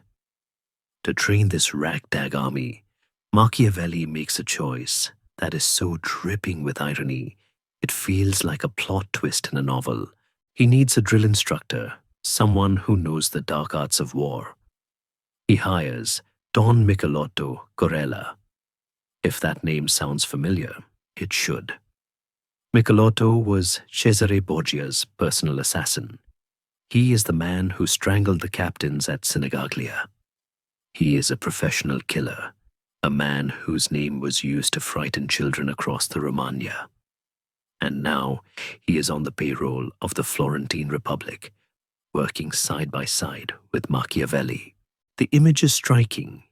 The intellectual Republican secretary and the silent, deadly henchmen, standing together in a muddy field, watching a group of farmers try to march in a straight line. Michelotto barks orders in his harsh Spanish accent. Machiavelli takes notes.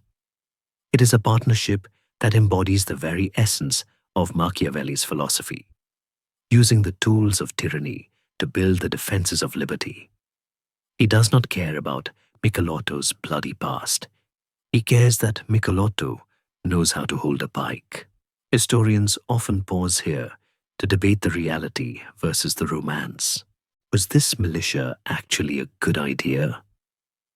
Some argue that Machiavelli was a hopeless romantic, trying to impose an ancient Roman fantasy on a modern Renaissance world that had moved on to professional warfare. They point out that these farmers were not Roman legionaries. They were tired peasants who just wanted to go home. But others argue that Machiavelli was the only man in Italy seeing the future. He foresaw the rise of the national army, the kind of force that would eventually reshape Europe. He was right, but perhaps he was right a few centuries too early. The climax of this experiment comes in February 1506. Imagine the Piazza della Signoria, the great heart of Florence, transformed into a parade ground. The citizens gather on the balconies and rooftops. The great bell of the Palazzo Vecchio tolls. And then they march in. 400 men, clad in a uniform Machiavelli designed himself. A white doublet, a pair of bicolored stockings, half red, half white, and a white cap. They carry pikes, arquebuses, and swords. They march in formation, the rhythm of their boots echoing off the stone statues of David and Hercules. Machiavelli watches from the steps of the palace, his heart lightly hammering against his ribs. This is his creation. These are his boys. For a moment, the skepticism of the city is silenced by the spectacle. The farmers look like soldiers. They move with discipline. The sheer visual impact of the red and white uniforms against the grey stone of the piazza creates a stir of patriotic pride. For the first time in generations, Florence is looking at an army that belongs to her. But there is a sensory detail that often gets lost in the history books. The sound, not just the drums, but the silence. Mercenary armies were notorious for being noisy, drunken, and disorderly. Machiavelli's militia is drilled to be silent, attentive, and obedient. He has imposed a discipline that is almost monastic. He fines them for swearing. He forbids them from gambling. He wants them to be saints with swords. It is a moment of pure, sunlit optimism in a life that is often defined by shadows. Machiavelli believes he has solved the riddle of the state. He has found the way to make a republic strong without a tyrant.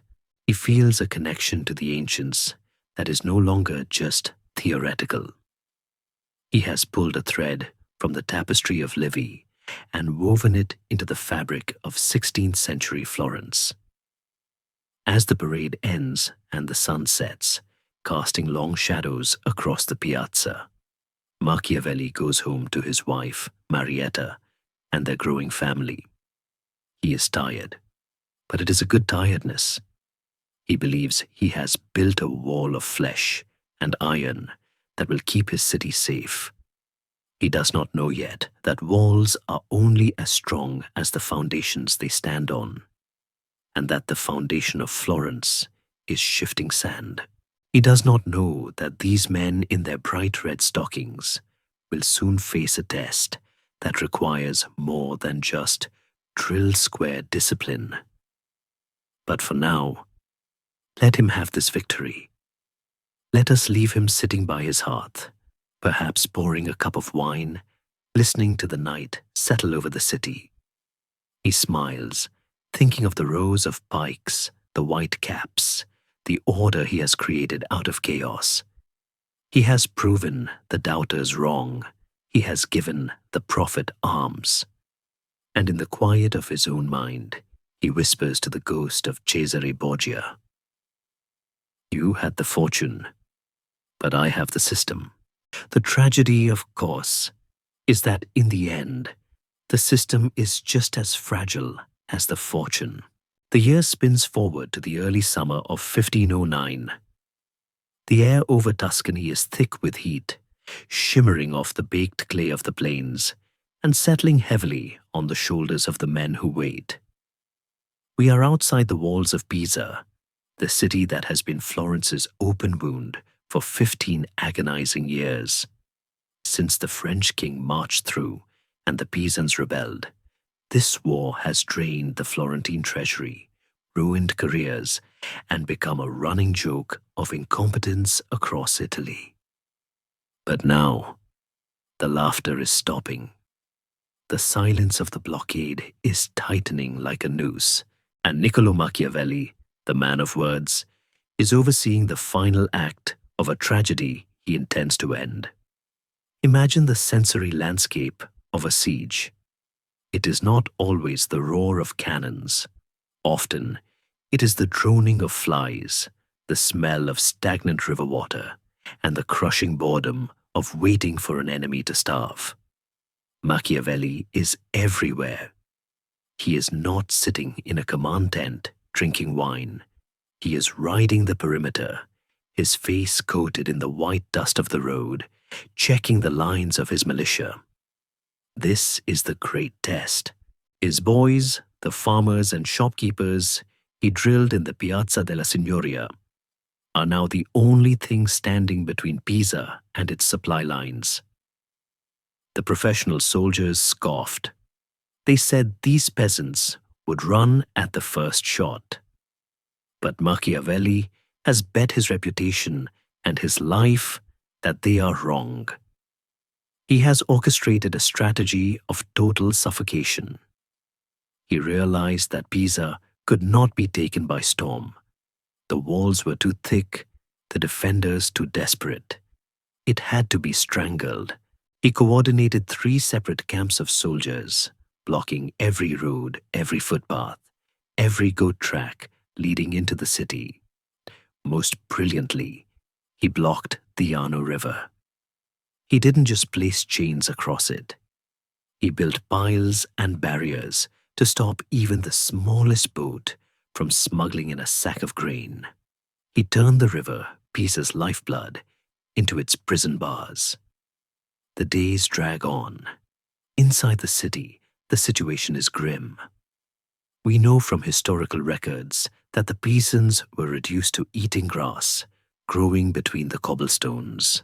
The proud Republic of Pisa, once the rival of Genoa and Venice for mastery of the seas, is slowly turning into a graveyard. Machiavelli, though a patriot of Florence, is not a monster. He feels the weight of this suffering. He writes dispatches that are clinical but never cruel. He knows that in war, the greatest weapon is often the stomach.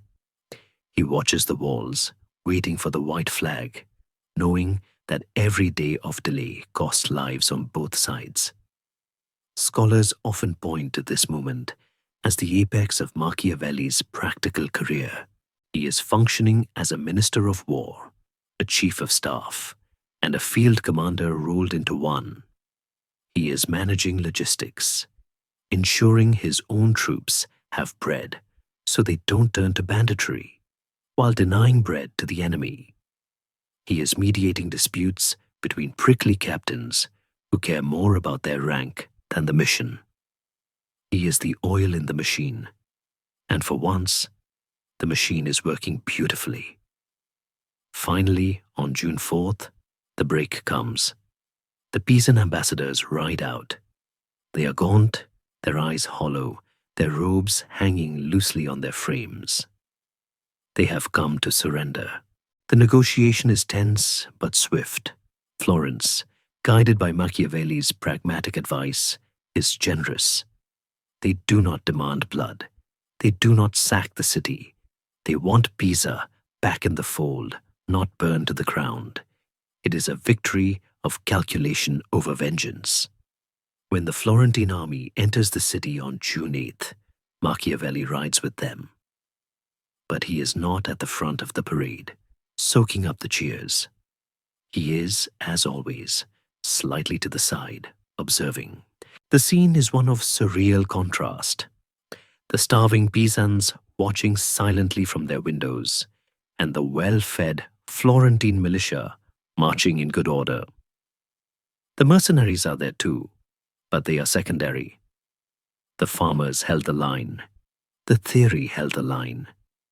Machiavelli looks at his militia, men who were plowing fields a year ago, and sees the vindication of his life's work. He has proved that a republic can defend itself. The news reaches Florence, and the city goes mad with joy. The bells of the Palazzo Vecchio ring out, pealing across the rooftops, startling the pigeons and sending waves of sound down the Arno Valley. Bonfires are lit. The name of Machiavelli is on everyone's lips, not as a shadowy schemer, but as a savior. He receives letters of congratulation from his friends. "You have restored the Florentine state," one writes. For a brief, shining moment, the secretary is the most successful man in Tuscany. He has achieved what the great Medici could not. He has retaken Pisa. There is a gentle humor in how he handles this success. He does not demand a triumph. He does not ask for a statue. He asks for his back pay. He writes to the Signoria, reminding them that while glory is nice, it does not buy grain for his family. He remains the grounded bureaucrat, even in victory. He returns to his desk, to his ink-stained fingers, to the endless piles of paperwork. But there is a new confidence in his step. He walks with the assurance of a man who has seen his ideas touch the earth and take root. However, historians looking back at this moment see the tragedy that Niccolò cannot yet see. The victory at Pisa blinds the Florentines. It makes them overconfident. They believe that because they defeated a starving neighbor, they can stand against the great powers of Europe. They believe their little militia is invincible. They forget that Pisa was weak, isolated, and alone. They forget that out in the wider world, the giants are stirring. The King of France, the King of Spain, the Emperor of Germany, they are playing a game with much higher stakes.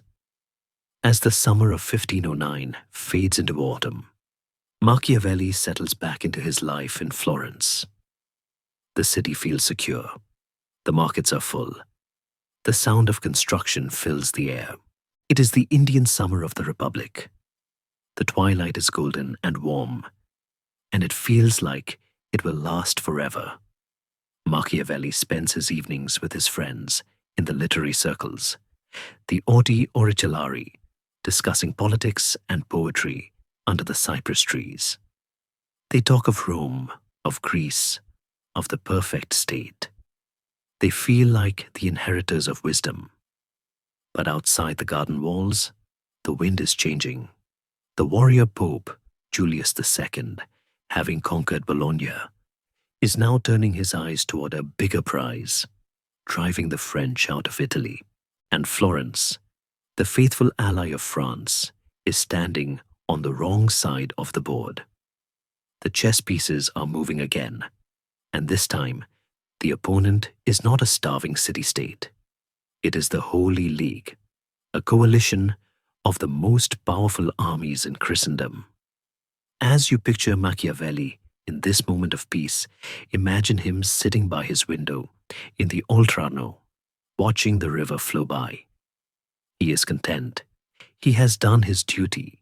He has served his city. He believes that logic and preparation will be enough to weather the coming storms. He closes his eyes, listening to the lullaby of the city he has helped to save, unaware that the script for his own personal tragedy is already being written in the chancelleries of Rome and Madrid. The climb has been long and arduous, and he has reached the summit. But the thing about summits is that there is nowhere to go but down, and the descent, when it comes, will be terrifyingly fast. The calendar turns to August 1512, and the golden light of the Tuscan summer takes on a sickly, bruised quality. The heat is oppressive, a physical weight that presses down on the terracotta roofs of Florence, stifling the air and shortening tempers. The peace that Machiavelli worked so hard to secure has proven to be a fragile illusion. The geopolitical plates have shifted with violent force. The French, Florence's protectors, have been driven back across the Alps, leaving the Republic exposed and alone. Pope Julius II, the warrior pope, has turned his terrible gaze toward the city on the Arno. He demands a change of government. He demands the return of the Medici. And to enforce his will, he sends the Spanish. The army of the Holy League, led by the Viceroy Ramon de Cardona, is not a ragged band of mercenaries. It is a machine of war, hardened by years of fighting in the south. Its core is the Spanish infantry, the dreaded tercios, men who fight with a disciplined ferocity that terrified Europe. They are professional, ruthless, and hungry. They descend from the Apennines like a landslide of steel, moving slowly, inexorably towards the Florentine plain. Machiavelli is frantic. He is the Secretary of the Nine, a new body for the militia, and the defense of the state rests on his shoulders. He rides out to inspect the fortifications, his mind racing. He has 12,000 men in his citizen militia, his boys. On paper, it looks impressive, but these are farmers and shopkeepers who have drilled on Sundays. They have never looked into the eyes of men who kill for a living. Machiavelli positions a significant force at Prato, a fortified town just a few miles northwest of Florence, hoping to create a buffer. It is the gamble of his life. If the militia holds, his theory is vindicated and the Republic is saved. If they break, everything is lost. On August 29th, the storm breaks. The Spanish army arrives at the walls of Prato. They are starving and unpaid, which makes them dangerous. They are not fighting just for strategy, but for plunder. They demand food. They demand entry. When the gates remain shut, they bring up their artillery. The walls of Prato, medieval and outdated, crumble under the bombardment. And then, the Spanish infantry attacks. What happens next is the nightmare that will wake Machiavelli for the rest of his life. His militia, the men he trained to be saints with swords, panic. Confronted with the screaming, blood-soaked reality of professional killers, their discipline evaporates. They throw down their pikes, they run. The Spanish pour into the city like a river of lava. The sack of Prato is a horror story that spreads through Italy like a contagion. For 21 days, the Spanish sack the town. They murder 4,000 people, men, women, and children. They strip the churches of gold. They torture citizens to reveal hidden savings, and they leave the streets slick with blood. It is a display of calculated brutality designed to send a message to Florence. This is your future. In Florence, the news of Prato hits with the force of a physical blow. The psychological collapse is instant. The signoria, the committees, the wise men of the Republic, they are paralyzed by terror. The argument for resistance dies in the throat. The belief in civic virtue cannot stand against the reports of butchery coming from down the road.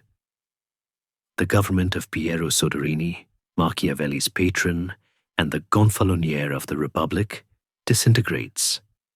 Soderini, a good man but a weak leader, flees the city in the dead of night, escorted by a few guards. Machiavelli stays. He does not run. He stands in the Palazzo Vecchio, watching the frantic packing of crates, the burning of documents, the weeping of clerks. He is witnessing the death of the Republic he served for 14 years. It is not dying with a roar, but with a whimper.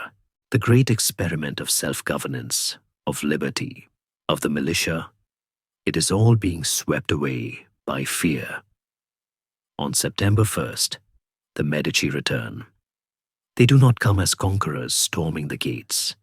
They walk in through the open door that fear has unlocked. Cardinal Giovanni de' Medici, the future Pope Leo X, and his brother Giuliano enter the city surrounded by soldiers, but also greeted by crowds shouting, "Palle, palle," the old cry of the Medici supporters. The fickleness of the people, which Machiavelli had observed in history books, is now playing out before his eyes. The same citizens who cheered the militia a year ago now cheer the family that will dismantle it. Machiavelli watches from the shadows of the palace. He sees the Medici install themselves in their old family palace on the Via Larga. He sees the old aristocratic families who had hated the populism of the Republic coming out to kiss the rings of the new masters. He realizes, with a sinking heart, that his name is on the wrong list. He was the voice of the Republic. He was the man who armed the people. To the Medici, he is not just a bureaucrat. He is a symbol of the regime they have just destroyed. Scholars debate what Machiavelli was thinking in these final days of freedom. Did he think he could survive? Did he think he could convince the Medici that he was a professional who could serve any master? His subsequent actions suggest he did. He did not flee. He believed in his own competence. He thought that a smart prince would value a smart advisor, regardless of his past. It was a rare moment of naivety for the ultimate realist. He forgot that politics is personal. To the Medici, he wasn't just a smart advisor. He was Soderini's man. The purge begins slowly, then accelerates. The Grand Council is abolished. The militia is disbanded. The symbols of the Republic are taken down. And on November 7th, 1512, the letter comes. It is short and bureaucratic. Niccolo Machiavelli is stripped of all his offices. He is fired. He is ordered not to leave Florentine territory for a year. He is ordered to pay a massive surety bond. He cleans out his desk.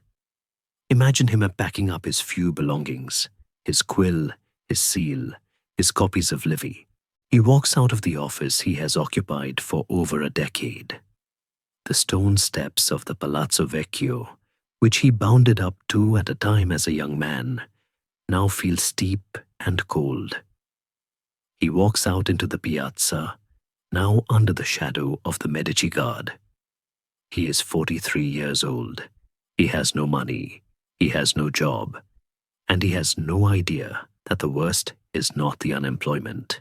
The worst is waiting for him in the dark. The sensory shift in his life is absolute. He goes from the center of the world, where he knew the secrets of kings, to the silence of his own home. He paces the floor, restless, his mind still spinning with strategies for wars that are no longer his to fight. He tries to write letters to the Medici, offering his services, but they go unanswered. He is a ghost in his own city. And then, in the dead of winter, a conspiracy is discovered. A piece of paper is found with a list of names, men who might want to overthrow the Medici. Niccolo Machiavelli's name is not on the list of plotters, but it is on a list of possibles. That is enough. On a cold morning in February 1513, the knock comes at the door. It is not a messenger. It is the Bargello, the sheriff, and his guards. Machiavelli is arrested. He is dragged through the streets he used to administer, not as a secretary, but as a prisoner. He is thrown into the Stinch prison, a hellhole of damp straw and despair. The heavy door slams shut, sealing out the light, the ambition, and the golden Tuscan sun. The man who taught power how to think is now power's victim. And in the darkness of the cell, the only thing that awaits him is the rope. The Bargello is a fortress of dread. Even today, walking past its grim, crenellated walls in Florence, you can feel the weight of the suffering it once held. In February 1513, it is the destination for anyone suspected of treason against the Medici. Niccolo Machiavelli is stripped of his fine velvet robes, the last vestiges of his diplomatic status, and thrown into a cell that smells of unwashed bodies, mildew, and ancient fear. He is no longer the secretary. He is merely a body to be broken. The method of interrogation is standard for the time, the strappado. It is a torture of deceptive simplicity. The prisoner's hands are tied behind his back with a rough hemp rope. The rope is then thrown over a pulley fixed to the high ceiling. The executioner hoists the prisoner up, wrenching the shoulders backward, lifting him until his feet dangle inches off the floor. The pain is immediate and searing, a tearing of ligaments, a dislocation of joints. But the true horror is the drop. The executioner releases the rope, letting the prisoner fall freely, only to jerk it tight just before he hits the ground. The sudden stop snaps the shoulders with a violence that can cripple a man for life. Machiavelli is subjected to 6 drops. Close your eyes and imagine the scene in the flickering torchlight of the torture chamber. The only sounds are the creaking of the pulley, the heavy breathing of the executioner, and the sharp intake of breath from the victim. Most men scream. Most men beg. Most men confess to anything: plots they didn't hatch, crimes they didn't commit, just to make the pain stop. But Niccolo Machiavelli does not confess. He hangs there, suspended in the agony of his own weight. And he finds a reservoir of strength that surprises even him. He is a man of words, a man of the mind, not a soldier. Yet, his mind refuses to break. He knows that to confess to a conspiracy he wasn't part of is a death sentence. He knows that the truth, that he is innocent, is his only fragile shield. So he endures. He grits his teeth against the fire in his shoulders. He manages to joke with the torturers, a dark, defiant humor that unnerves them. He later writes to a friend with a mixture of pride and disbelief: "I bore it so well that I love myself for it." There is a profound scholarly debate surrounding this moment. Why did he survive? Was it sheer willpower? Was it the knowledge that he was truly innocent? Or was it a calculated performance? A realization that if he acted the part of the Stoic philosopher, he might earn the respect of his captors. Whatever the reason, the torture fails.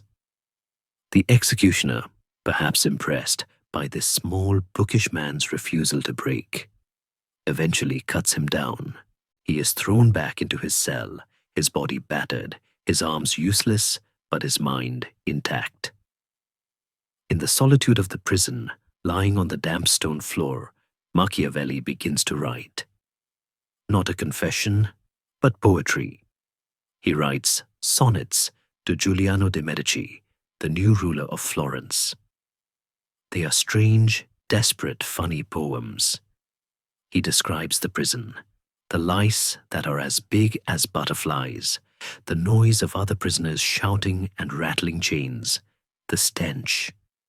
He begs for mercy, but he does it with wit.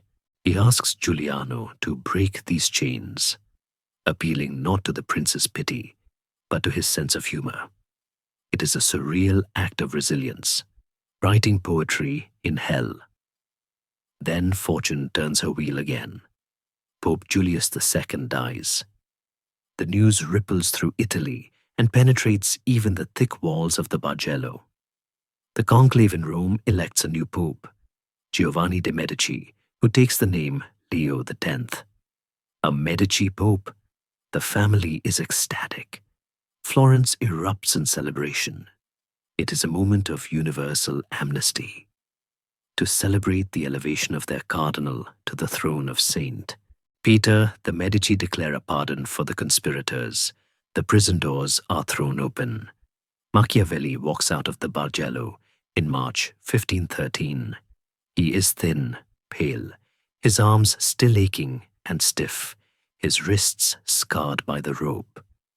He steps into the blinding spring sunlight of the Via del Proconsolo. The air smells of roasted meat and wine. The city is partying. But he is not part of the party. He is free, but he is ruined. He has no job, no income, and his reputation is in tatters. The new regime sees him as a dangerous leftover from the old republic. He is banned from entering the Palazzo Vecchio, the building where he spent the best years of his life. The building that was his second home is now forbidden territory. He tries to stay in the city, but it is too painful. Every street corner holds a memory of power lost. Every face he meets is either a former colleague who now shuns him or a new appointee who sneers at him. He realizes he cannot stay in Florence. He needs to retreat. He packs his family. His wife Marietta, who has stood by him through the neglect and the danger, and their children, and moves to his small farm in Sant'Andrea in Percosina, about 7 miles south of the city. It is a humble place, a poor villa, as he calls it, surrounded by olive trees and vineyards. The view is beautiful. You can see the dome of the cathedral in the distance, a tiny terracotta bubble on the horizon. But to Machiavelli, it is a prison without walls. This is the beginning of his exile. He is 43.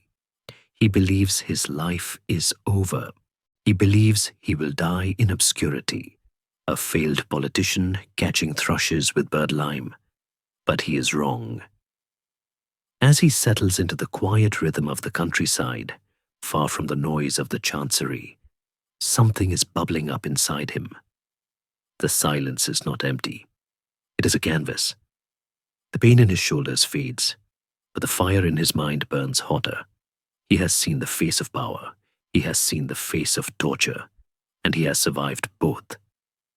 Now, he has the one thing he never had before.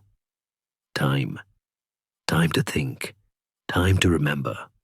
Time to explain why the good fail and the wicked succeed. He sits in his garden, watching the sun dip below the hills, and the first lines of a new book begin to form in his head. A book about principalities. A book about reality. A book that will make the name of the exile echo louder than the name of any pope. The rope did not break him. It only stripped away the illusions. He is ready to write. The world of Niccolo Machiavelli has shrunk from the map of Europe to a few muddy acres in the hills of Sant'Andrea in Percasina. The year is 1513, and the season is drifting through the slow, humid heat of a Tuscan autumn. The Albergaccio, the Bad Inn, as his family farm is affectionately and accurately named, is not a villa of leisure. It is a working farm, a place of chickens, olive presses, and constant nagging repair. The stone walls are rough, the floors are uneven, and the silence is not the contemplative silence of a library, but the heavy, buzzing silence of isolation. Imagine him waking up here. The man who once negotiated with kings now negotiates with the sunrise. He rises with the light, pulling on rough country clothes that smell of wood smoke and dried lavender. His first task of the day is not to review diplomatic cables, but to check his bird traps. He walks into the woods owned by his family, carrying cages of decoy birds. He spends hours setting sticky lime on branches to snare thrushes, tawny, fat little birds that are a staple of the Tuscan diet. It is a cruel, patient sport, and Machiavelli throws himself into it with a strange intensity. He writes to his friend Francesco Vettori that he has caught at least 2, at most 6 birds a day.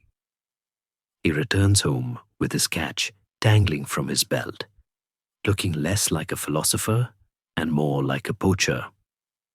There is a profound sadness in this image. The mind that dissected the strategies of Cesare Borgia is now calculating the flight paths of thrushes. He describes these mornings as a way to keep the brain from molding, but one can sense the desperation. He is trying to impose order on a life that has lost its shape. He argues with his woodcutters, getting into petty disputes over the price of a load of firewood. He discovers that one of the locals, a man named Faccione, has been cheating him on a deal. Machiavelli explodes in anger, not because the money matters, though he is broke, so it does matter, but because he cannot stand being outsmarted. Even here, in the middle of nowhere, he needs to win. After the morning chores and a frugal lunch, the day stretches out like a desert. To escape the silence of the house, he walks down the road to the local inn, the Hosteria. This is the center of his social world now. It is a dark, low-ceilinged room that smells of sour wine, garlic, and unwashed wool. The clientele are not cardinals or ambassadors. They are the butcher, the miller, the bricklayer. They are the vermin, as Machiavelli affectionately and contemptuously calls them. He sits with them at a grease-stained table. They play cards, games like cricket and trick-track, backgammon. The stakes are pitifully low, a few quattrini, barely enough to buy a loaf of bread. But the passion is operatic. Machiavelli describes the scene vividly. 1,000 disputes arise, and infinite insults, with offensive words, and usually we are fighting over a penny, and yet we can be heard shouting as far as San Cassiano. Picture this scene. The former Secretary of the Republic, a man of exquisite education, slamming his fist on the table, shouting at a miller because he played the wrong card. He is immersing himself in the noise, drowning out his own thoughts with the chaos of the tavern. He cheats, he laughs, he insults them, and they insult him back for a few hours. He is not the disgraced exile. He is just Niccolo, the guy who is bad at backgammon. Scholars often analyze this period with a mix of pity and fascination. They argue that this descent into the vulgar life of the tavern was essential for the creation of the prince. By rubbing shoulders with the common people, Machiavelli was staying connected to the raw, unfiltered humanity he wrote about. He wasn't theorizing about human nature from an ivory tower. He was watching it cheat him at cards. He saw that the butcher had the same greed, the same vanity, and the same treachery as the Pope, only the stakes were different. The mechanisms of power, he realized, are the same whether you are fighting for a kingdom or a pot of coins. But beneath the noise, there is a deep, aching loneliness. He writes to Vettori, who is still employed as an ambassador in Rome, begging for news. "I'm rotting away," he confesses. He asks Vettori to describe the politics of the Vatican, the gossip, the decisions. He feeds on these scraps of information like a starving man. He feels that his life is slipping away, that his talents are being wasted. He compares himself to a stored cask of wine that is turning to vinegar. There is a moment of soft humor in his correspondence when he describes his reading habits during these walks. He carries a small book with him, Dante, Petrarch, or perhaps one of the minor poets like Tibullus or Ovid. He reads about their loves and their passions, and he remembers his own. "I enjoy these thoughts for a while," he says. It is a gentle, romantic side of the cynic. He walks through the olive groves, reciting poetry to the trees, a lonely figure trying to find beauty in his banishment. As the afternoon wears on, the light begins to change. The shadows of the cypress trees lengthen across the dusty road. The heat of the day dissipates, replaced by the cool evening breeze coming off the hills. The game at the inn breaks up. The miller goes back to his mill, the butcher to his shop. Machiavelli gathers his few coins, or pays his debts, and begins the walk back up the hill to the Albergaccio. This transition is crucial. As he walks, the persona of the card-playing ruffian falls away. The noise of the tavern fades, leaving only the sound of his own footsteps on the gravel. He is returning to his sanctuary, but also to his torture chamber, the empty desk. He enters his house, where his wife Marietta is preparing dinner. The smells of the kitchen, roasting vegetables, perhaps a rabbit stew, are comforting, but his mind is already elsewhere. He eats with his family, likely distracted, his eyes focusing on something they cannot see. He is waiting for the night. He is waiting for the moment when the house falls silent, when the children are asleep, and the world of the living retreats. He is waiting to shed the muddy clothes of the day and step into a different reality. The exile is about to end, if only for a few hours. The letter to Vettori contains one of the most famous passages in all of literature. describing what happens next. It is the pivot point of his life. It is the moment where the birdcatcher dies and the philosopher is born. But before he opens that door, he stands on the threshold of his study. He washes the mud of the countryside from his hands. He is preparing for a sacred rite. In the quiet of the farmhouse, with the only light coming from the embers in the hearth, Machiavelli is no longer the failed politician. He is a man about to travel through time. The trivial arguments with the woodcutters, the shouting at the inn, the shame of the torture, all of it is about to be washed away by the dignity of the intellect. He takes a deep breath, the smell of old paper and wax greeting him like an old friend. He turns the handle. The day is over. The true work is about to begin. The sun has fully set now, and the Tuscan countryside is wrapped in a darkness so absolute it feels heavy, broken only by the distant lonely bark of a farm dog or the hoot of an owl in the cypress grove. Inside the albergaccio, the day's clamor has died away. The arguments over firewood, the shouts of the card players, the squawking of the thrushes, all of it is silenced. Niccolo Machiavelli stands before the door to his study. This is his threshold, the border between his exile and his kingdom. He begins a ritual that is as precise and solemn as a priest preparing for Mass. He strips off his day clothes, the tunic stained with mud from the bird traps, the boots scuffed by the gravel of the tavern floor, the rough wool that smells of sweat and the common world.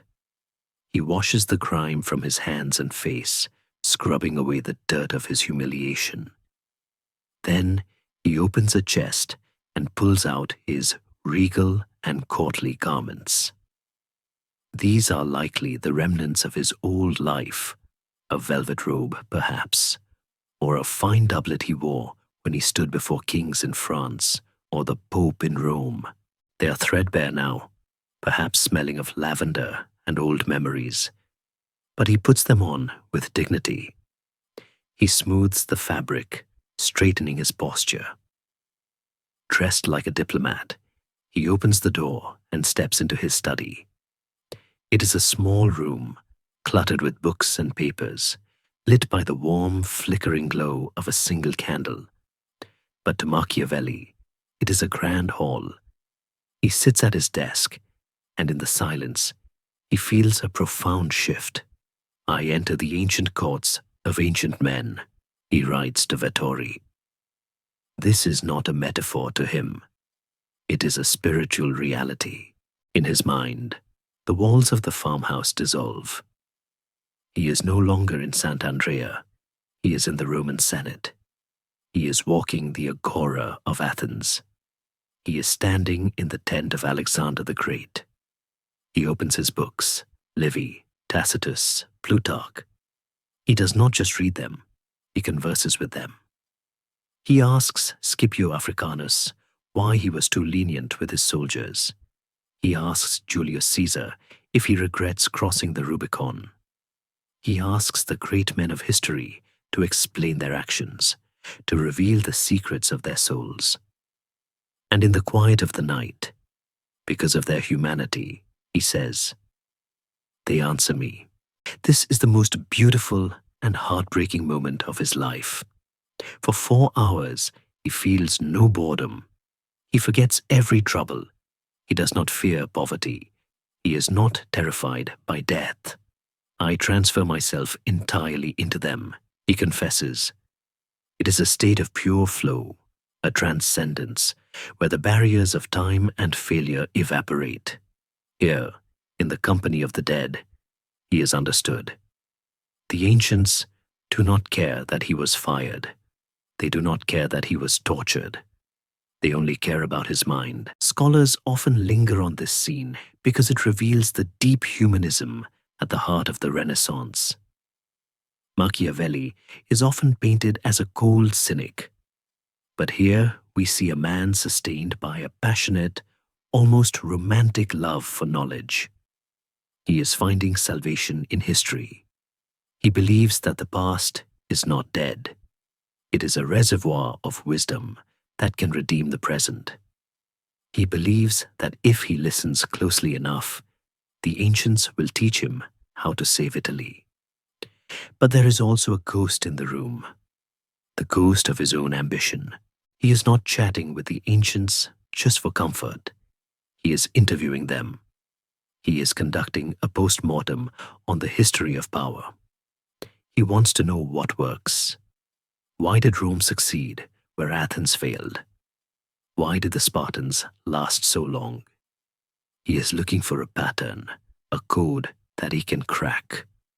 He is looking for the rules of the game that crushed him. As the candle burns lower, casting dancing shadows on the walls that look like the profiles of emperors, Machiavelli begins to take notes. He dips his quill into the ink, and the scratching sound fills the room. He is synthesizing everything he learned in the dusty chancery, everything he saw on the battlefields of Pisa, and everything the ancients are whispering to him now. He is blending the experience of modern things with the reading of ancient things. He realizes that human nature does not change. The Roman citizen and the Florentine merchant are driven by the same desires: fear, greed, ambition, and the need for security. Because men are the same, the rules of politics are constant. If you do X, Y will happen. It doesn't matter if you are wearing a toga or a doublet. The mechanics of power are universal. This realization is the spark. It is the moment the lightning strikes the conductor. He begins to draft a little work, a opuscolo. He initially thinks of calling it On Principalities. He wants to categorize the different types of states and how they are acquired and maintained.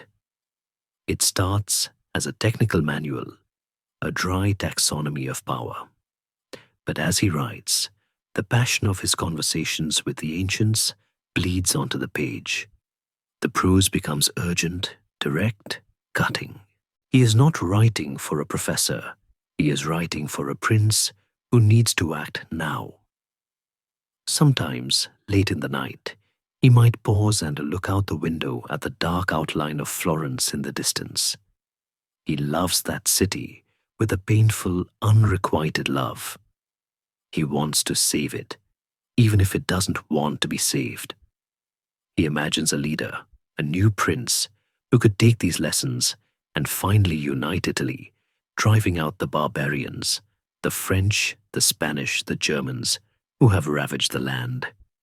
He is writing a weapon, and he is forging it out of his own suffering. The soft humor of his life returns in the morning, when he has to take off his regal garments and put on his muddy boots again. But for these 4 hours, he is a king. He is the master of his own domain. The vermin of the tavern are forgotten. The torturers of the Bargello are forgotten. He is Niccolo Machiavelli, the companion of Titus Livy, and he is busy. As you drift deeper into sleep, imagine the peace of that room, the smell of old parchment, the warmth of the velvet robe, the absolute safety of the mind, engaged in what it loves most.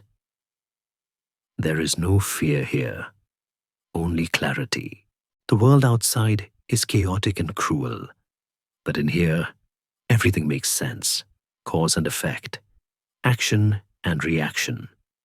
It is a rational world, a world where even the greatest disasters can be understood, and perhaps, if one is smart enough, prevented. He blows out the candle. The room plunges into darkness, but the ideas are glowing in his mind, bright and dangerous. He goes to bed, his head filled with the voices of the dead, ready to dream of a prince who has not yet been born. The book is coming. The little book that will change everything. The nights at the Albergaccio grow longer, As the year 1513 bleeds into the winter of 1514, in the small candlelit study, the silence is broken only by the rhythmic, scratching sound of a quill moving across rough paper. Niccolo is writing with a feverish intensity, as if the words are burning his fingers and he must fling them onto the page to cool them down. He is birthing a monster, though he thinks of it as a gift. He calls it De Principatibus, about principalities. The world will come to know it simply as the prince.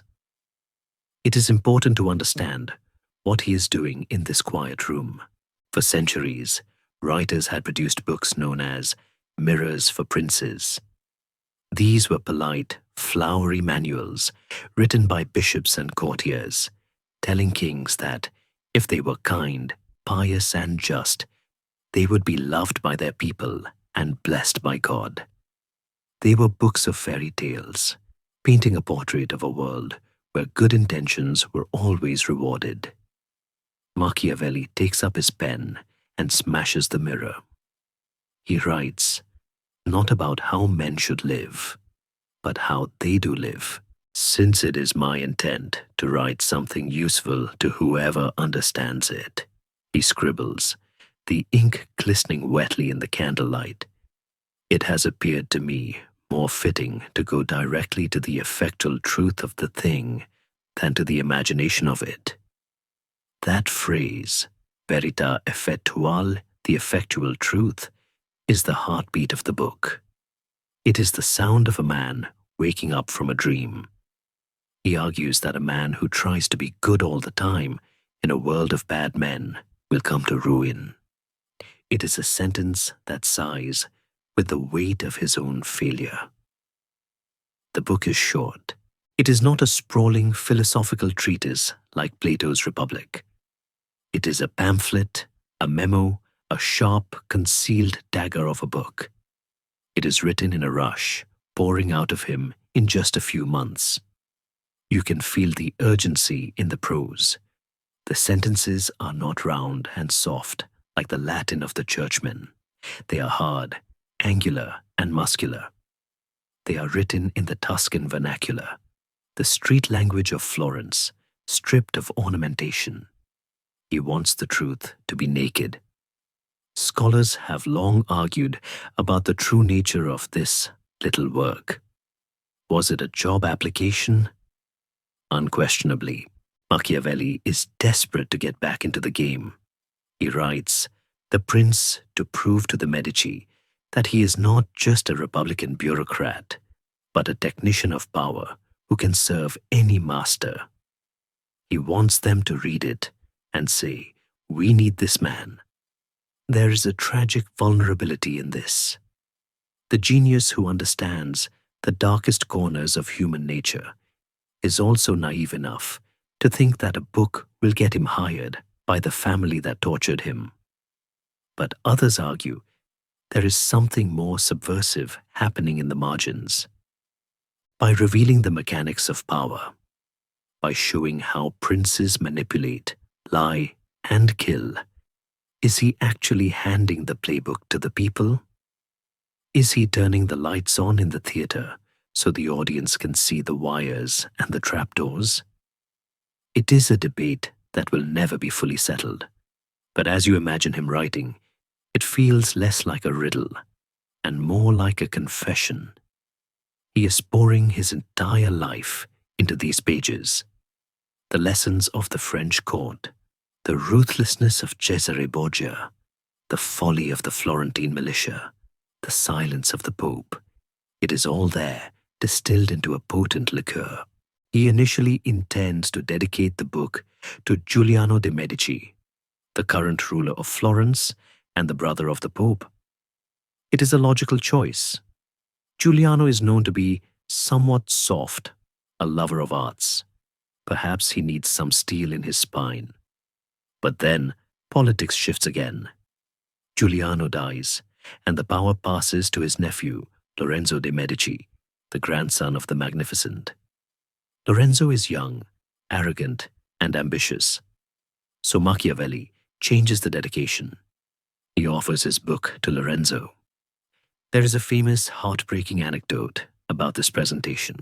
Legend has it that when Machiavelli finally got the chance to present his little whimsy to the Medici court, he arrived at the palace with his manuscript tucked under his arm.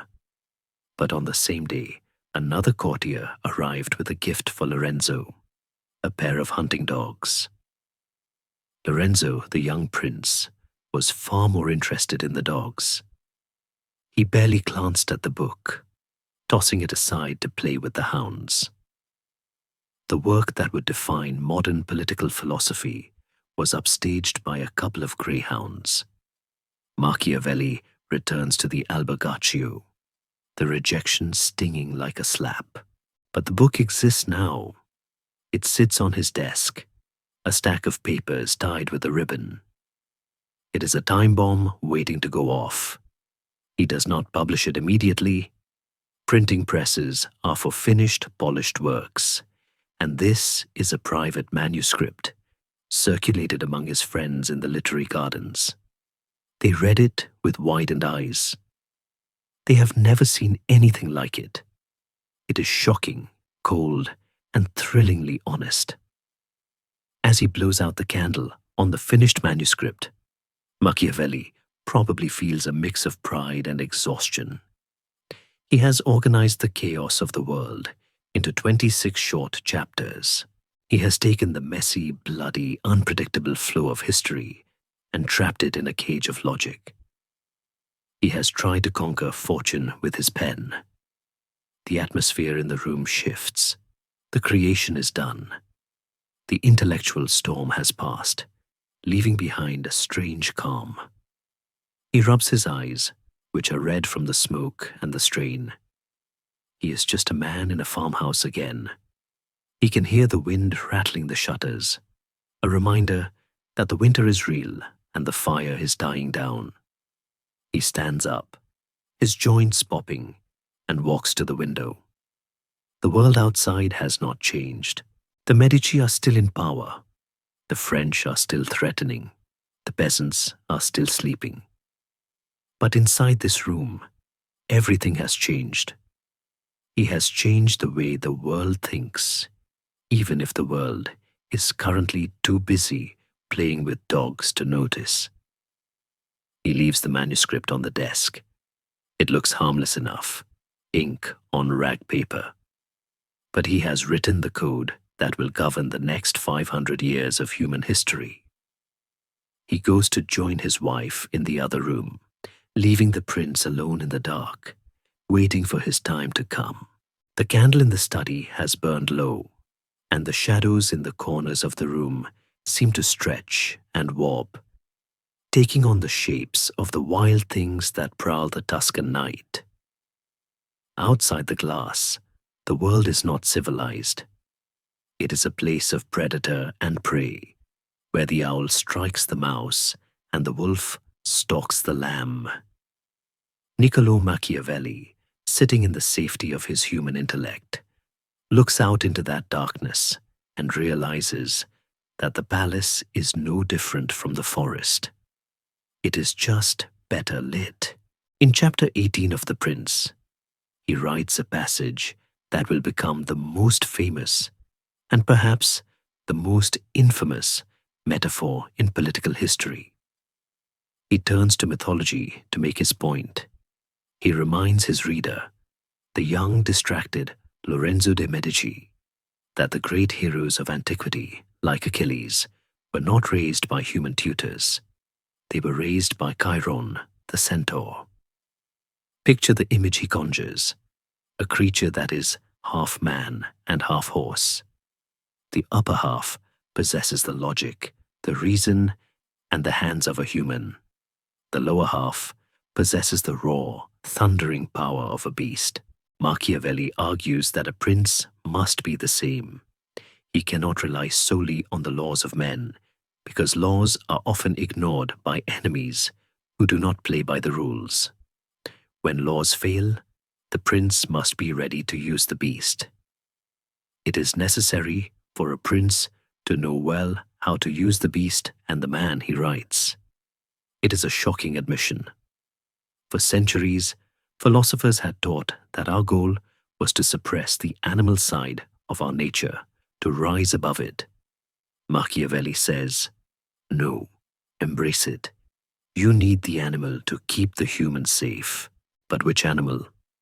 Here, Machiavelli moves from mythology to zoology. He observes that in the wild, there are two distinct ways to survive. There is the lion, and there is the fox. The lion is pure force. It is terrifying, majestic, and strong. It can crush a wolf with a single swipe of its paw. Pope Julius II, the warrior pope, was a lion. He roared, he charged, and he terrified his enemies into submission. But the lion has a fatal weakness. It is clumsy. It does not understand traps. A lion will charge straight into a pit if it is covered with branches. It cannot see the snare hidden in the grass. The fox is the opposite. It is small, weak, and defenseless against a pack of wolves. But the fox is smart. It knows how to sniff out the trap. It knows how to double back, how to hide, how to play dead. Cesare Borgia at Sinigalia was the ultimate fox, smiling at his enemies while the trap snapped shut. But a fox cannot fight off a wolf. If cornered, it dies. So Machiavelli concludes with the precision of a mathematician solving an equation. One must be a fox to recognize traps and a lion to frighten wolves. To be only one is to be doomed.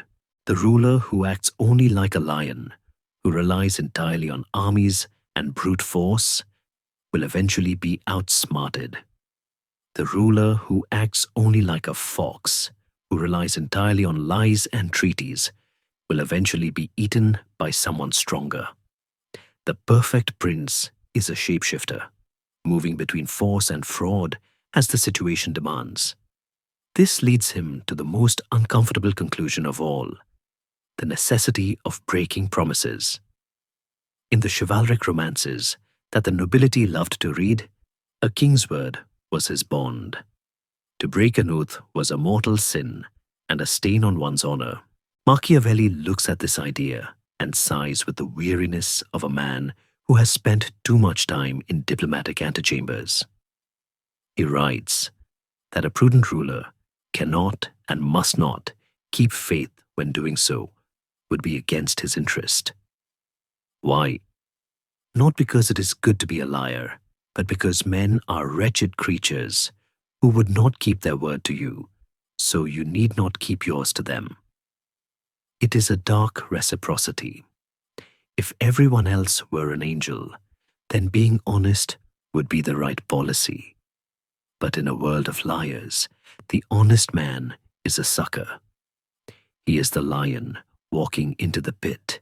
Machiavelli advises the prince to be a great pretender and dissembler. He must seem to be religious, faithful, humane, and honest. He must wrap himself in the cloak of virtue. But under the cloak, he must have the heart of the fox, ready to break his word the moment it becomes a liability. Historians and scholars note that Machiavelli is engaging in a direct, intellectual fistfight with the ghost of Cicero. The great Roman orator wrote a book called De Officiis, On Duties, which was the standard textbook for every educated Renaissance man. Cicero argued that there are two ways to fight: by discussion, which is for men, and by force, which is for beasts. He explicitly stated that fraud, the fox, and force, the lion, are most alien to a human being. Machiavelli takes Cicero's trusted textbook and throws it out the window. He argues that if the game is rigged, playing by the rules is not nobility. It is suicide. There is a grim humor in how Machiavelli justifies this. He notes that a prince will never run out of legitimate reasons to break a promise. One could give infinite modern examples, he says, almost winking at the reader. He implies that politics is just a continuous cycle of finding new excuses for old betrayals. He suggests that the common people, the vulgar, are so simple-minded and so concerned with immediate needs that they are easily fooled. He who seeks to deceive will always find someone who will allow himself to be deceived. It's a line that lands with a soft thud, a cynical chuckle in the dark. It reminds us of every con artist, every slick politician, every snake oil salesman we have ever encountered. We want to believe the lie, because the lie is usually more comfortable than the truth. As he writes these words, Machiavelli might be thinking of his own bird hunting in the woods of Sant'Andrea. He sets up the lime twigs, the trap. He uses a whistle to mimic the call of the bird, the deception. The thrush comes because it thinks it hears a friend. It lands on the branch and is stuck. Is the birdcatcher evil? No. He is just hungry, and the bird is just naive. Politics, to Machiavelli, is just bird catching on a grander scale. Yet there is a subtle danger here that Machiavelli perhaps underestimates. He assumes the prince can always control the beast. He assumes one can turn the lion on and off like a faucet. But history, and perhaps the tragedy of his own life, suggests that once you let the beast out, it is hard to put it back in the cage. Men like Borgia eventually become consumed by their own suspicion. The mask of the fox eventually eats into the face of the man. But for now, in the quiet of his study, Machiavelli is not worried about the moral cost. He is worried about effectiveness. He imagines a prince who can stand before a crowd and speak with the gravity of a saint while secretly planning a necessary execution. He sees this not as hypocrisy, but as a high professional skill. It is the art of statecraft. He pauses, dipping his quill into the inkwell. The liquid is black and still, like the surface of a deep pond. He has stripped away the fairy tales. He has told the prince that he must be a centaur, a hybrid, a monster. It is a terrifying lesson. But to Machiavelli, it is the only one that matters. The world is a forest, and in the forest, you do not want to be the lamb. The question hangs in the silence of the study, like smoke from a snuffed candle. Is it better to be loved or feared? It is the question that every parent, every teacher, and every ruler has asked themselves in the quiet of the night. We want to be loved. Love feels warm, it feels safe, it feels human. But Niccolo Machiavelli, staring into the flame of his oil lamp, shakes his head. He knows that in the brutal arithmetic of power, feelings are variables, not constants, and you cannot build a kingdom on variables. He writes down his answer, and it is a sentence that is often misquoted and misunderstood. One would want to be both, he admits. Ideally, a prince should be the beloved father and the terrifying judge. But since the world is imperfect, and it is difficult to join them together, he concludes with icy precision. It is much safer to be feared than loved if one has to lack one of the two. Safer. That is the key word. He is not talking about what is morally right, he is talking about insurance. To understand why, Machiavelli asks us to look at human nature without the rose-colored glasses of the poets. He describes human beings with a cynicism that is so deep, it almost feels like a betrayal of his own species. They are ungrateful, fickle, pretenders and dissemblers, evaders of danger, eager for gain. It is a scathing indictment. He argues that when times are good, when the sun is shining and the wine is flowing, the people will promise you anything. They will offer you their blood, their gold, their children. They will swear undying loyalty, and they mean it, in that moment. But let the storm clouds gather, let the enemy approach the gates, and watch how quickly that love evaporates. Love, Machiavelli argues, is held together by a chain of obligation. It is a contract, and because men are wicked, they will break that contract the moment their own self-interest is at stake. Love is voluntary. You can choose to stop loving someone. You can choose to betray a friend if the bribe is big enough. Love requires effort. It requires nobility. And most people, Niccolo notes with a sigh, are just not that noble. Fear, on the other hand, is not a choice. It is a reflex. It is biological.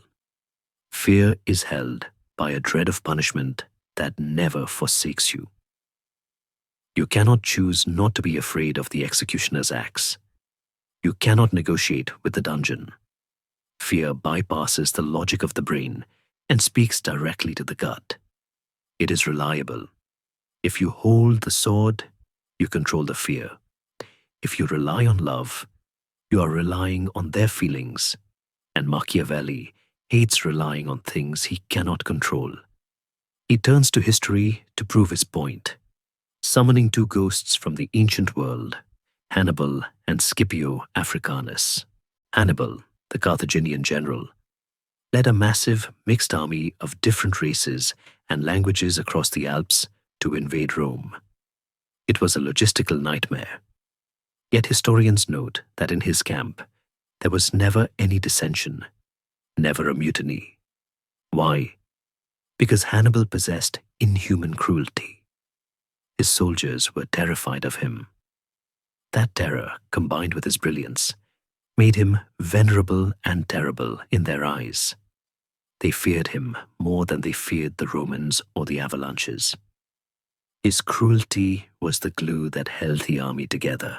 Then there is Scipio, the Roman hero who defeated Hannibal. Scipio was a good man, humane, kind, merciful. And what happened? His armies in Spain mutinied. His allies betrayed him. His kindness was interpreted as weakness. Machiavelli points out that Scipio's leniency allowed chaos to fester. In the end, Scipio's reputation survived only because he lived under the strict laws of the Roman Senate, which curbed his gentle nature. If he had been a prince with absolute power, his kindness would have destroyed him. It is a harsh lesson. Sometimes a cruel man creates order, while a merciful man invites anarchy. And anarchy kills more people than the executioner ever could. But here, Machiavelli adds a crucial, sophisticated nuance that often gets lost in the pop culture version of his philosophy. There is a line that must not be crossed. A prince must be feared, yes, but he must never be hated. Fear and hatred are neighbors, but they live in different houses. Fear breeds obedience. Hatred breeds rebellion. Fear makes a man cautious. Hatred makes him reckless. A man who fears you will bow. A man who hates you will stab you, even if it means his own death. So how does a prince avoid being hated? Machiavelli's answer is shockingly practical and contains perhaps the darkest joke in the entire book. He must abstain from the property of his citizens and subjects and from their women, Machiavelli writes. And then comes the punchline. Because men forget the death of their father sooner than the loss of their patrimony. It is a statement that makes you laugh and wince at the same time. He is suggesting that a person will get over their grief. Eventually, the tears dry up and the mourning clothes are put away. But if you steal their family farm, if you take their inheritance, they will stay angry forever. Every time they look at the empty field, the rage returns. Greed, Machiavelli implies, is a more durable emotion than grief. It is a cynical observation, likely born from watching his own family fight over debts and land in the Tuscan courts, but he presents it as a universal law of physics. Keep your hands off their wallets, and they will tolerate your tyranny. There is a scholarly debate here about the translation of the word fear. The Italian word Machiavelli uses is timore. It doesn't just mean terror in the sense of a horror movie. It carries connotations of awe, reverence, and respect. It is the kind of fear a religious person feels for God, a recognition of overwhelming power. Machiavelli isn't telling the prince to be a jump scare monster lurking under the bed. He is telling him to be a force of nature, like a thunderstorm. You don't hate the thunderstorm for striking a tree, you just respect its power and try to stay dry. As the night deepens at the Albergaccio, Machiavelli likely pauses to reflect on his own life. He was not a feared man. He was a beloved secretary, a witty friend, a man who bought rounds of drinks at the tavern. And where did it get him? Exiled, tortured, ignored. He realizes that his own likability was no shield against the Medici. If he had been more dangerous, perhaps he would still be in the Palazzo Vecchio. He wants the new prince to be smarter than he was. He wants him to understand that love is held by a link of obligation, which, since men are wretched creatures, is broken every time their own interests are at stake. But fear is held by a dread of punishment which will never leave you. It is the difference between a handshake and a handcuff. One relies on honor, the other relies on steel. Yet, despite the coldness of the advice, there is a protective intent. Machiavelli is trying to stop the cycle of violence, not increase it. He argues that well-used cruelty, a few sharp, decisive executions, is actually more merciful than misplaced mercy that allows bandits and riots to tear a city apart. A few heads on spikes can save thousands of lives by deterring crime. It is the logic of the surgeon. You cut the limb to save the body. It is painful, it is bloody, but it is necessary. The alternative is gangrene. The wind shifts outside, rattling the window pane, a sound that mimics the fickle nature of the world he describes. Machiavelli wraps his robe tighter around himself. He has constructed a philosophy that is weatherproof. It does not depend on fair weather or the good moods of the populace. It depends on the prince's own will. A wise prince should rely on what is his own, not on what is another's, he concludes. To rely on love is to rely on others. To rely on fear is to rely on yourself. And in the loneliness of his exile, Niccolo has learned that in the end, yourself is the only person you can truly count on. He dips the quill again, the ink dark and permanent, ready to turn the page to the next uncomfortable truth, leaving the safety of fear to stand guard over his legacy. The narrative shifts now, moving from the lonely, candlelit confinement of the Albergaccio to the dappled sunlight of a garden in the heart of Florence. It is a few years later, perhaps 1516 or 1517. The harsh isolation of the immediate exile has softened. Machiavelli is allowed to enter the city again, though he is still barred from the Palazzo Vecchio. He cannot hold office, he cannot command troops, but he can talk. And it is here, amidst the scent of laurel, boxwood, and jasmine, that we discover the secret heart of the man. We are in the Ordi Auricolari, the Rucellai Gardens. This is the intellectual sanctuary of Florence, a private park owned by the wealthy and cultured Bernardo Rucellai, and later his grandson Cosimo. Imagine a green oasis hidden behind high walls, where statues of ancient gods peer out from the ivy and fountains murmur in the background, masking the noise of the street. Here, under the shade of giant plane trees, the young aristocrats of Florence gather to escape the stifling atmosphere of the Medici court. And here, Niccolo Machiavelli holds court. He is older now, his face more lined, his hair graying at the temples, but his eyes are as sharp as ever. He is no longer the supplicant begging for a job. He is the maestro. The young men, Cosimo Rucellai, Zanobi Buondelmonte, and others, sit at his feet, listening to him read from his new work. It is not The Prince. It is a massive, sprawling commentary called The Discourses on the First 10 Books of Titus Livy. If The Prince was a shot of adrenaline administered to a dying heart, The Discourses is a regimen for a long, healthy life. The Prince was written for a crisis. The Discourses are written for eternity. And in these pages, we find a shocking twist. The man who taught tyrants how to rule is actually a passionate lover of liberty. Scholars have spent centuries wrestling with this Machiavellian problem. How could the same man write a handbook for autocracy, The Prince, and a hymn to democracy, The Discourses?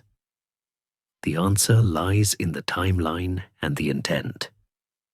The Prince was a desperate measure for a desperate time, a call for a dictator to save Italy from foreign invasion.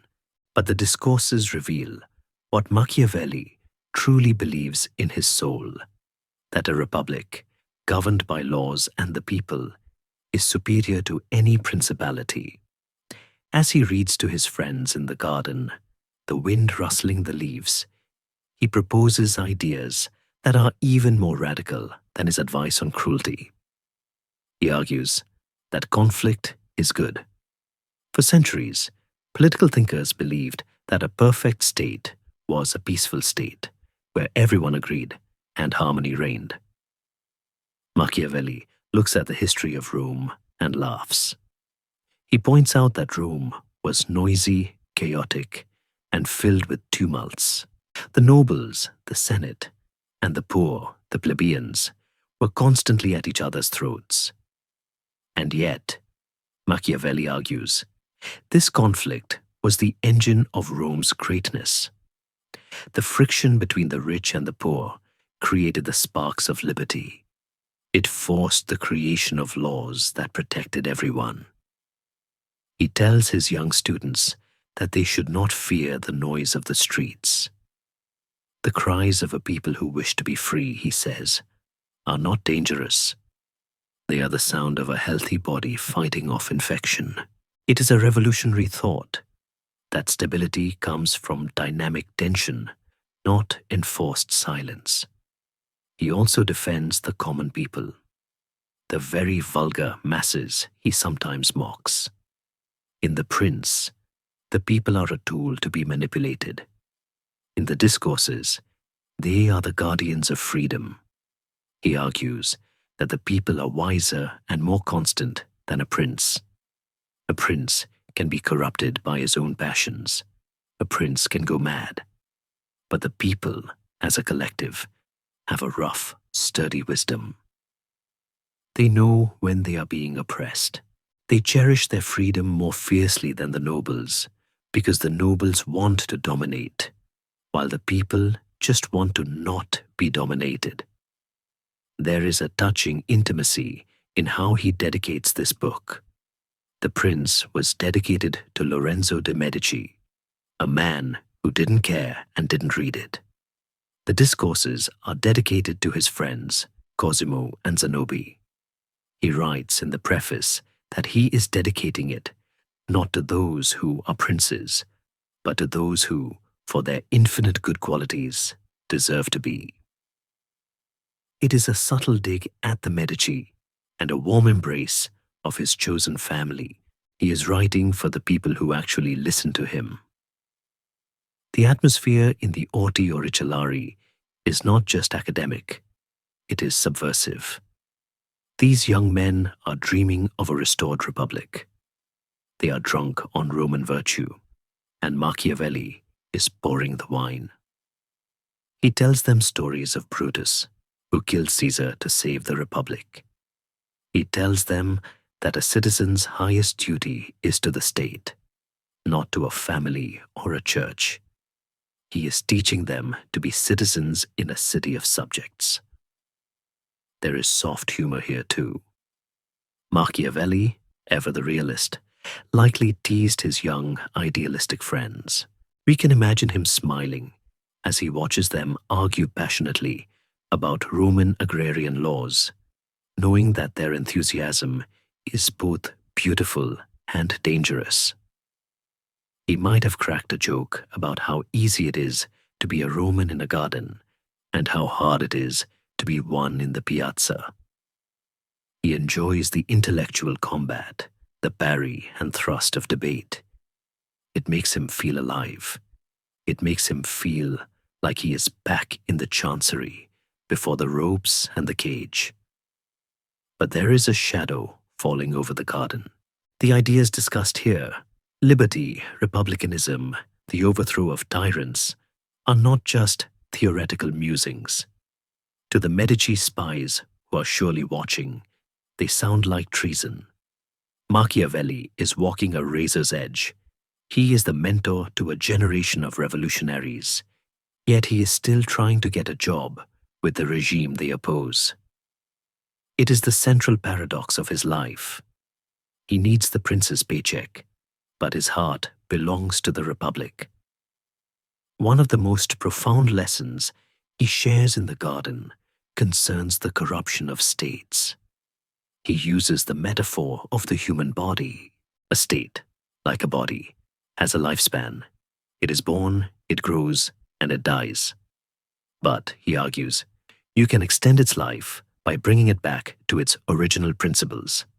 You have to remind the state why it exists. Sometimes this requires a shock, a crisis, a war, or a sensational execution of a corrupt official to wake the people up and restore their virtue. He warns that Florence is sick because it has forgotten its origins. It has become soft, commercial, and cynical. It needs to remember the iron of its ancestors. As the afternoon sun begins to dip, casting long, golden bars of light through the trees, the reading concludes. The group breaks up, the young men drifting away in pairs, their heads full of ancient fire. Machiavelli remains for a moment, gathering his papers. The contrast between his two great books hangs in the air. The Prince is the book of the night, dark, secretive, solitary. The Discourses is the book of the day, open, communal, hopeful. The Prince is about how to seize power.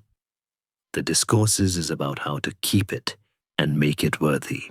He walks out of the garden gates and back into the streets of Medici Florence. The noise of the city hits him, the merchants shouting, the carts rattling, the bells tolling. He sees the Swiss guards at the palace, the visible symbols of the loss of liberty. But he walks with a lighter step. He has planted seeds in the minds of Zanobi and Cosimo. He may never see the harvest. Indeed, the harvest will be bloody and tragic for some of these young men. But he has done his work. He has passed the torch. As you visualize him blending into the evening crowd, consider this. Machiavelli is not the villain of history. He is the disappointed lover. He loved Florence so much that he was willing to sell his soul to save her in the Prince. But he never stopped dreaming of a time when she wouldn't need saving. A time he described in the Discourses. He is a man with two hearts, beating out of rhythm with his time, and somewhere in the distance, the first rumblings of the Protestant Reformation are beginning to shake the foundations of Europe, and the sack of Rome is appearing on the horizon like a black storm cloud. The time for gardening is running out. The world is about to break again. The curtain rises on a different kind of stage. It is 1518, and Florence is in the grip of carnival. The air is filled with the scent of fried dough, spiced wine, and the sweet, heavy perfume of a city determined to forget its troubles. In the streets, men wear masks of devils and satyrs, dancing to the strumming of lutes. But the sharpest mask of all is worn by Niccolo Machiavelli. Having failed to return to power through the tragedy of politics, he decides to conquer the city through the comedy of the bedroom. He writes a play. He calls it La Mandragola, the Mandrake. To the casual observer, it seems like a surrender. The great historian, the man who conversed with Livy and advised princes, is now writing dirty jokes for the amusement of the merchant class. But look closer. As the actors take the stage in a crowded hall, the audience, packed shoulder to shoulder, their faces flushed with wine and anticipation, begins to realize that this is not just a farce. It is a mirror. Machiavelli has taken the brutal mechanics of the prince and transplanted them into a domestic sitcom. The plot is a clockwork mechanism of cynicism. Callimaco, a young and wealthy man, lusts after the beautiful and virtuous Lucrezia. But there is a problem. She is married to Nisha, a wealthy but colossal idiot of a lawyer who is desperate for a child but unable to conceive. Enter Ligerio, a marriage broker and trickster, a character who sounds suspiciously like Machiavelli himself. Ligerio hatches a plot. He convinces the stupid husband that his wife must drink a potion made from the mandrake root to conceive. But there is a deadly side effect. The first man to sleep with her after she drinks it will die. So, they need a sacrificial lamb. They will kidnap a random boy from the street, who is actually Callimaco in disguise. Throw him into bed with Lucrezia to absorb the poison. And then Nietzsche will have his heir. To make the plan work, they need to corrupt the moral authority of the household. They bribe a priest, Fra Timoteo, to convince the virtuous Lucrezia that adultery is God's will if it results in a child. The audience roars with laughter. They laugh at Nietzsche's stupidity as he inspects the urine sample of his wife with profound seriousness. They laugh at the priest who counts his coins while quoting scripture. But Machiavelli, standing in the shadows of the wings, is not smiling. He is proving a point. He is showing that in the private lives of Florence, just as in the courts of Europe, the victory goes to the one who knows how to manipulate the fraud. Callimaco succeeds not because he is good, but because he is effective. He gets the girl. The husband gets his heir. The priest gets his money. Everyone wins, but everyone is corrupted. It is a happy ending, built entirely on lies. The play suggests that society functions not on virtue, but on a delicate balance of shared delusions. We are all Nietzsche, believing what we want to believe, or we are all Ligerio spinning the web. Mandragola becomes a sensation. It is the greatest hit of the Italian Renaissance theatre. It is performed in Venice, in Rome, even for the Pope. Finally, Machiavelli has a success. The Medici, who ignored his political advice, applaud his dirty jokes. There is a bitter irony here that is almost suffocating. The man who wanted to save Italy is celebrated for a story about cuckolding a lawyer. He writes in the prologue of the play with a melancholy that pierces through the humor. If anyone thinks this is unworthy of a man who wishes to be thought wise, Let him know that he does this to make the time pass, for he has nowhere else to turn his face. It is a cry of pain disguised as a prologue. He is telling them, I am dancing for you because you won't let me lead you. Yet, amidst the bitterness, there is a flicker of warmth. During the production of the play, Machiavelli falls in love. Her name is Barbara Salutati, a singer and actress who performs in his comedies. She is beautiful, talented, and wittier than the aristocrats he serves. For a brief season, the aging, exiled philosopher finds a spark of genuine joy. They exchange letters that are lost to history, but we know she sang his songs, lyrics he wrote specifically for her. Imagine the scene after the show. The applause has died down. The theater is empty, smelling of extinguished candles and dust. Machiavelli sits with Barbara and a few friends, sharing a flask of wine. For the first time in years, he is the center of attention. Not as a failed secretary, but as a celebrated playwright. He cracks jokes, his eyes crinkling at the corners. He mimics the voice of the stupid husband, Nietzsche, making Barbara laugh until she spills her wine. In these moments, the weight of the state lifts off his shoulders. He realizes that laughter, too, is a form of power. If you can make them laugh, you can make them listen. Scholars debate the character of Fra Timoteo, the corrupt priest. Some see him as an attack on the church, a precursor to the Reformation. Others see him simply as a businessman in robes. Machiavelli paints him with a mix of contempt and respect. Timoteo is a fox.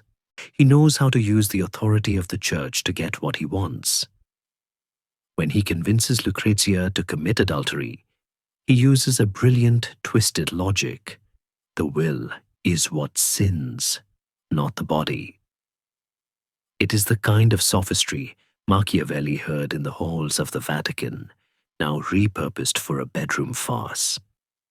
The success of Mandragola opens a small door. The Medici begin to look at him differently. He is no longer just the dangerous Republican. He is the funny guy, the entertainer. It is a role he accepts with a shrug. If he must wear the mask of the jester to enter the palace, he will wear it. But behind the mask, the eyes are still watching, still analyzing. He begins to be invited back into society. He visits the homes of the wealthy merchants, the Strozzi and the Guicciardini. He engages in a famous correspondence with Francesco Guicciardini, a fellow historian and statesman.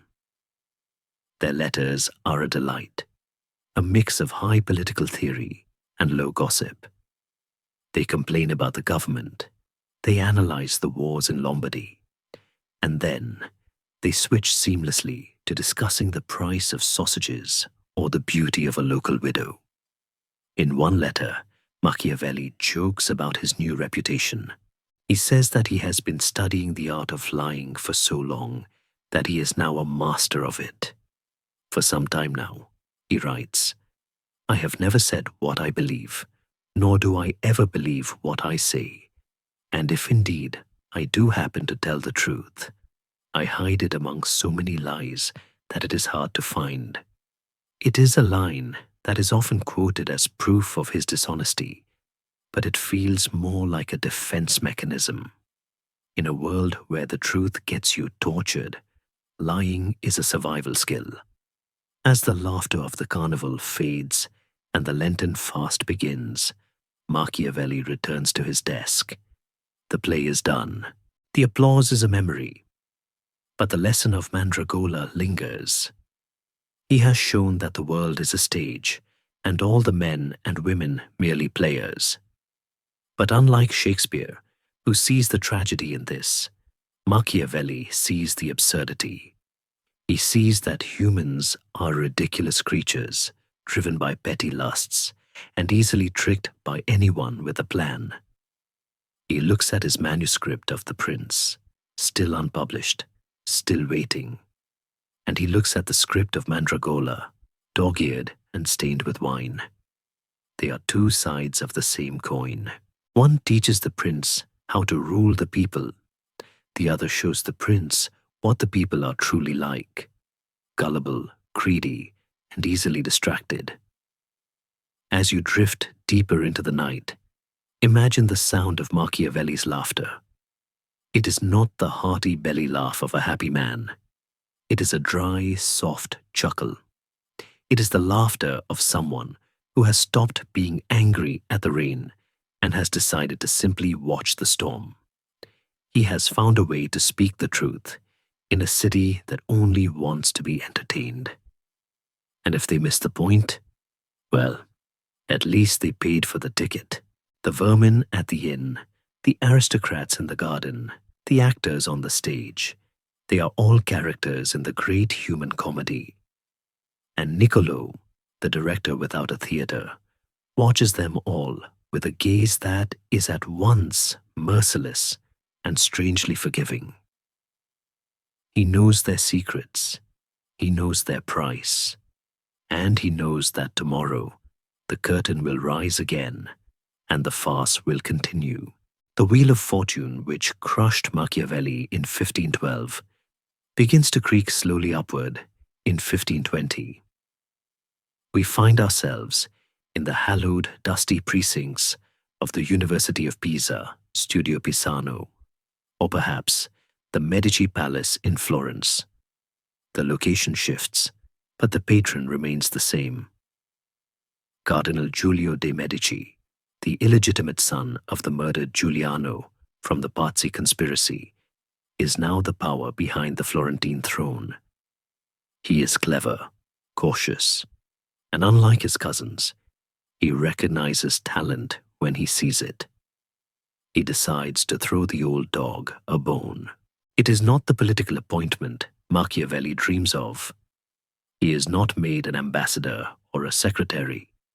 Instead, he is given a commission that feels like a backhanded compliment. He is hired to write a history, specifically the History Fiorentine, the Florentine histories. Imagine Niccolo receiving this offer. He is 51 years old. He has spent 7 years in the wilderness, catching thrushes and writing masterpieces that no one reads. Now, the very family that tortured him is paying him 100 florins a year to write their story.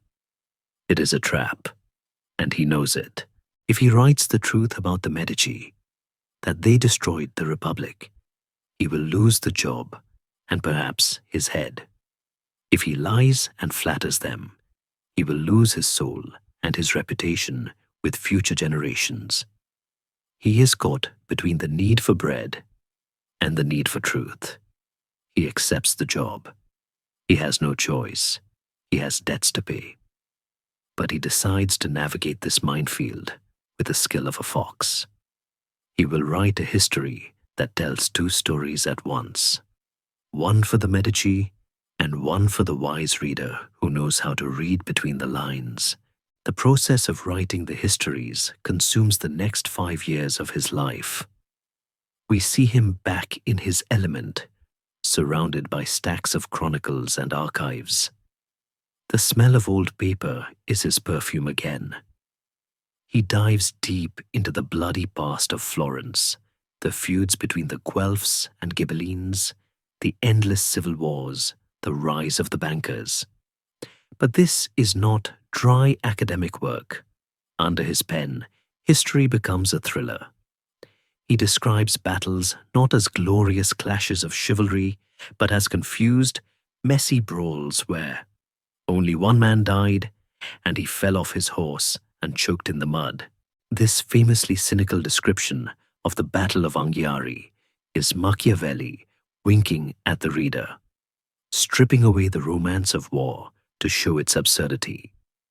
But the real challenge is how to handle the rise of the Medici. He cannot call them tyrants. So he uses a brilliant literary device. He puts the criticisms in the mouths of their enemies. When he wants to attack the Medici, he writes a rousing speech for one of their rivals, filling it with accusations of tyranny and corruption.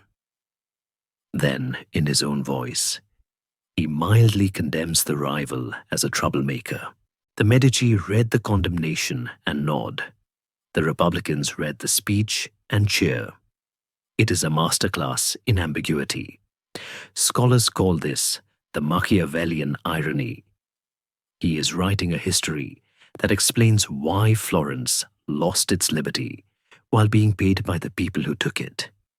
He traces the rot not just to the Medici, but to the Florentine character itself.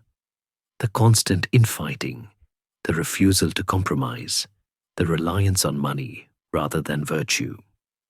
He shows that the Medici didn't steal freedom. The Florentines threw it away because they were too busy fighting each other to keep it.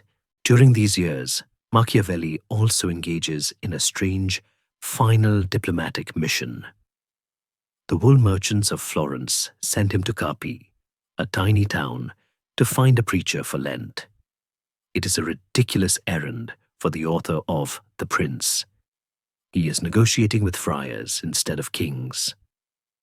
But he meets Francesco Guicciardini there, and their letters from this time are filled with hysterical laughter at the absurdity of their lives.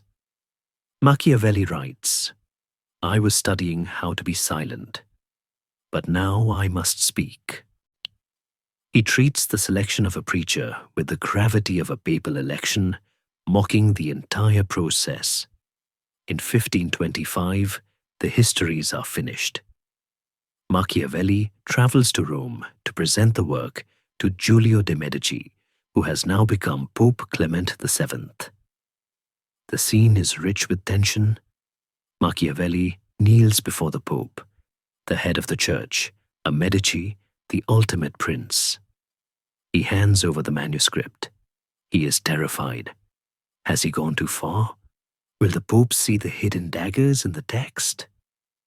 Clement reads it, and he loves it. He is too distracted by the looming crises of Europe to pass the subtle republican undertones.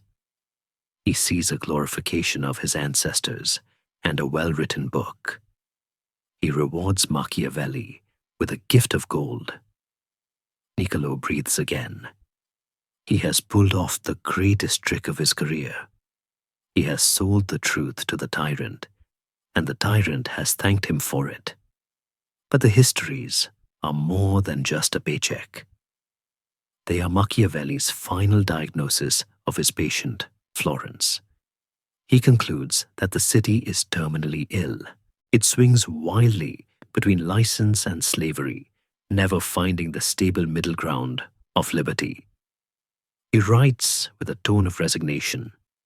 He realizes that you cannot build a republic if the material, the people, is corrupt. You cannot build a stone tower out of mud. As he returns to Florence from Rome, clutching his reward, the sky over Italy is darkening. The games of the Italian princes are coming to an end.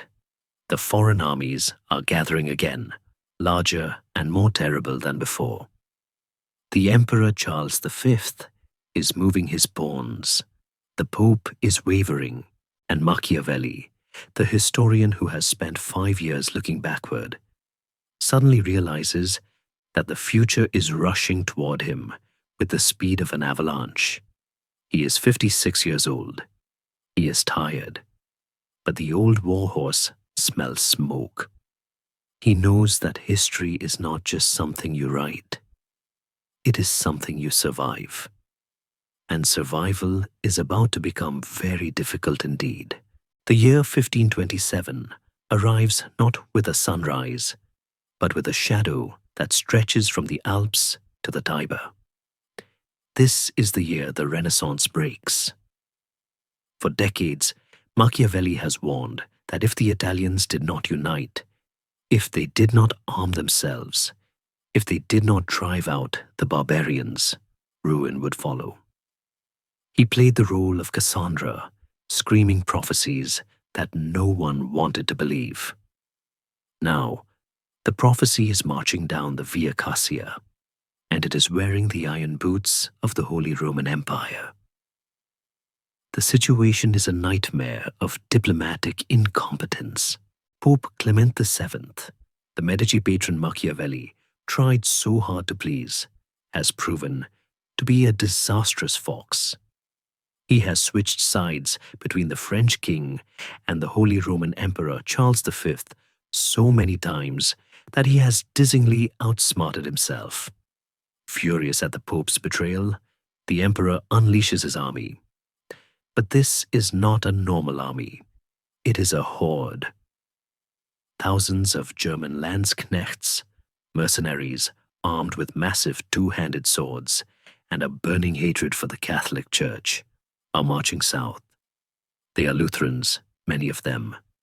Fueled by the new Protestant fire, they see the Pope not as the vicar of Christ, but as the Antichrist of Rome. And they are starving. They have not been paid in months. Their commander, Georg von Frundsberg, has lost control.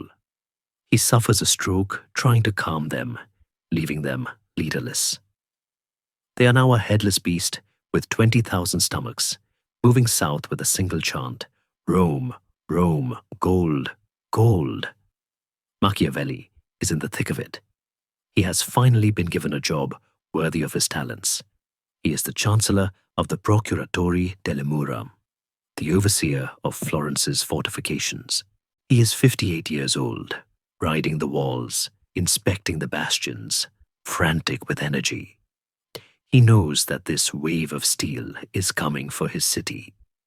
He writes desperate letters to his friend, Francesco Guicciardini, who is commanding the papal army nearby. "I love my native city more than my soul," he declares. It is a cry of pure patriotism. He urges Guicciardini to strike, to block the passes, to do something. But the imperial army is like a floodwater, finding the path of least resistance. They bypass Florence. The Florentines breathe a sigh of relief that is almost shameful. They are safe, but the beast is still hungry. The horde turns its eyes towards the eternal prize. They march on Rome. What happens next is the definitive trauma of the age. On the foggy morning of May 6th, 1527, the leaderless army attacks the walls of the Vatican. They have no siege engines, no plan, just hunger and rage. The defense is chaotic. The Pope, terrifyingly unprepared, watches from a window. The Swiss Guard, the only true soldiers left to him, make a stand that has passed into legend. At the Teutonic Cemetery, 147 of them fight to the death to buy the Pope time to escape. They are slaughtered to the man. Clement VII hitches up his robes and runs along the Passetto di Borgo, the secret elevated corridor that connects the Vatican to the fortress of Castel Sant'Angelo. He runs for his life, the screams of his dying guards echoing behind him. He makes it to the castle just as the gates slam shut, but Rome does not escape. The sack of Rome is apocalyptic. For days, the city is turned into a slaughterhouse. The German mercenaries and their Spanish allies strip the churches, rape the nuns, and murder the citizens. They stable their horses in the Sistine Chapel. They dress up in the Pope's ceremonial robes and hold mock processions, drinking wine from golden chalices, while the smoke of burning libraries darkens the sun. The cultural heart of Europe is ripped out. The artists, the poets, the philosophers, those who aren't killed, flee into the countryside. The bright, optimistic light of the High Renaissance is snuffed out in a week of blood and ash. Machiavelli receives the news in stages. First the rumors, then the refugees, then the confirmation.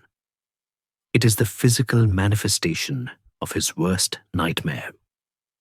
In the final chapter of The Prince, he had written a passionate poem, an exhortation to liberate Italy from the barbarians. He had begged a Medici prince to pick up the flag and save the country from this exact fate.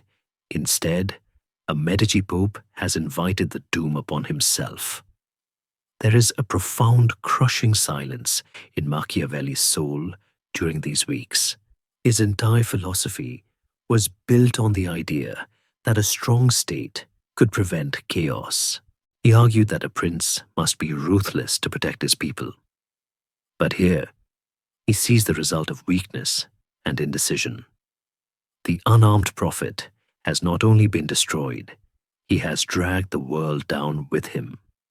The logic of the prince is vindicated, but it is a hollow victory. Being right about the apocalypse doesn't make the apocalypse any less terrible. Yet, amidst the horror, the wheel of fortune gives one last cruel lurch. With the Pope trapped in Castel Sant'Angelo and his power broken, the Florentines see an opportunity. They look at the Medici governor in their city, a puppet of a ruined Pope, and they rise up. On May 16th, the Medici are expelled from Florence for the second time. The citizens cheer. The statues are dusted off. The Great Council is reconvened.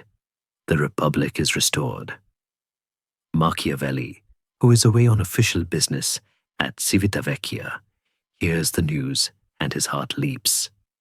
This is it.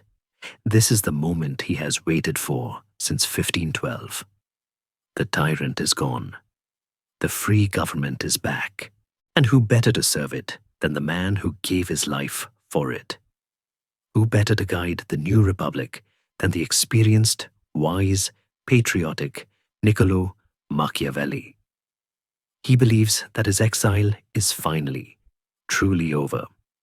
He believes he will walk back into the Palazzo Vecchio, sit at his old desk, and help rebuild his city from the ashes of the catastrophe. He hurries back to Florence. He is tired. He is old. But he is fueled by a desperate hope. He does not know that while he was dreaming of the Republic was having nightmares about him. He does not know that to the young, radical Republicans, the very men he taught in the gardens, he is no longer a hero. He is the man who dedicated a book to the Medici. He is the man who took their coin to write a history. He is the man who compromised. As he rides toward the city gates, the summer sun is shining, but the air is cold. He is riding toward the final and most personal disappointment of his life. The world has indeed turned upside down. The Pope is a prisoner, Rome is a ruin, and the greatest republican in Italy is about to be rejected by the Republic. The date is June 10th, 1527. The sun over Florence is bright, washing the stone facades of the city in a light that feels cruel in its clarity. Niccolo Machiavelli walks towards the Palazzo Vecchio. He is 58 years old, and though his step is a little slower, his back is straight. He has shaved, put on his best remaining robe, and prepared his mind. Today is the day the Great Council votes to appoint the new First Chancellor of the Republic. It is the job he held for 14 years.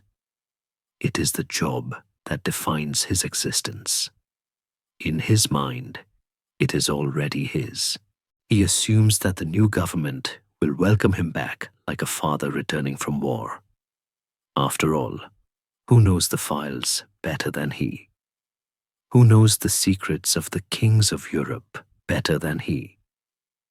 But as he enters the piazza, he notices a change in the atmosphere. The faces he meets are not welcoming. They are young, severe, and cold. The men who have taken charge of the new republic are not the pragmatic veterans of his generation. They are idealists, Puritans, fueled by the religious fervor of Savonarola's memory. They do not see Machiavelli as the wise old statesman. They see him as the man who dedicated the prince to a Medici. They see him as the man who wrote the histories for a Medici pope. To them, he is not a patriot. He is a collaborator. He is a fossil from a corrupt age, stained by his association with tyrants. He enters the Hall of the 500. The room is vast, filled with the murmuring of the citizens. The air smells of sweat and damp wool. Machiavelli stands near the back, watching the proceedings. He expects his name to be called with honor. Instead, he hears whispers. The scholar, the cynic, the atheist. He realizes, with a sickening lurch in his stomach, that he has miscalculated the one thing he spent his life studying, the mood of the people. He thought his competence would outweigh his compromises. He forgot that revolutions demand purity, and he is not pure. The voting begins. It is a brutal public dismantling of a man's life work. When the ballots are counted, the result is not just a defeat, it is a humiliation. The post of chancellor is given to Francesco Tarucchi, a man of mediocre talent but impeccable ante-Medici credentials. Machiavelli receives only 12 votes. 555 men vote against him. It is a death blow. It is sharper than the rope of the torture chamber. The rope only broke his shoulders. This vote breaks his heart. He walks out of the palace, the sound of the rejection ringing in his ears. He walks past the statue of David, the symbol of the Republic, and it seems to look through him. He realizes that he is a stranger in his own home. He has become the other.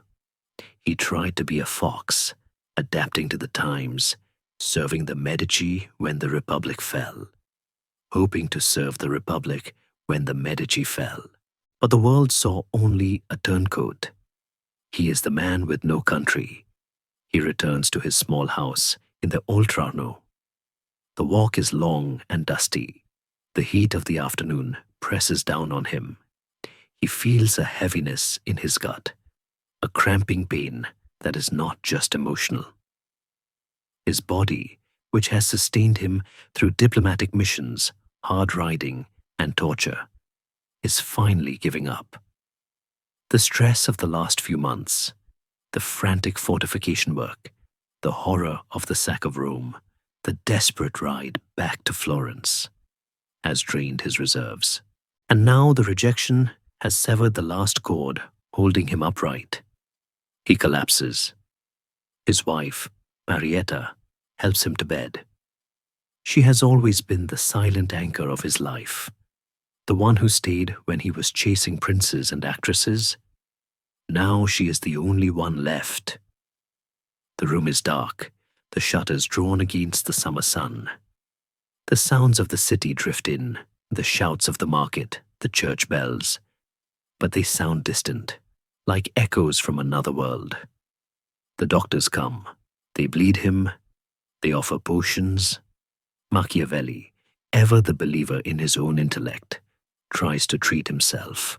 He takes pills of aloe, a medicine he has always trusted. But the sickness is deep. It is peritonitis, or perhaps just the fatal exhaustion of a spirit that has run out of hope. He lies in the bed, looking at the ceiling beams he knows so well.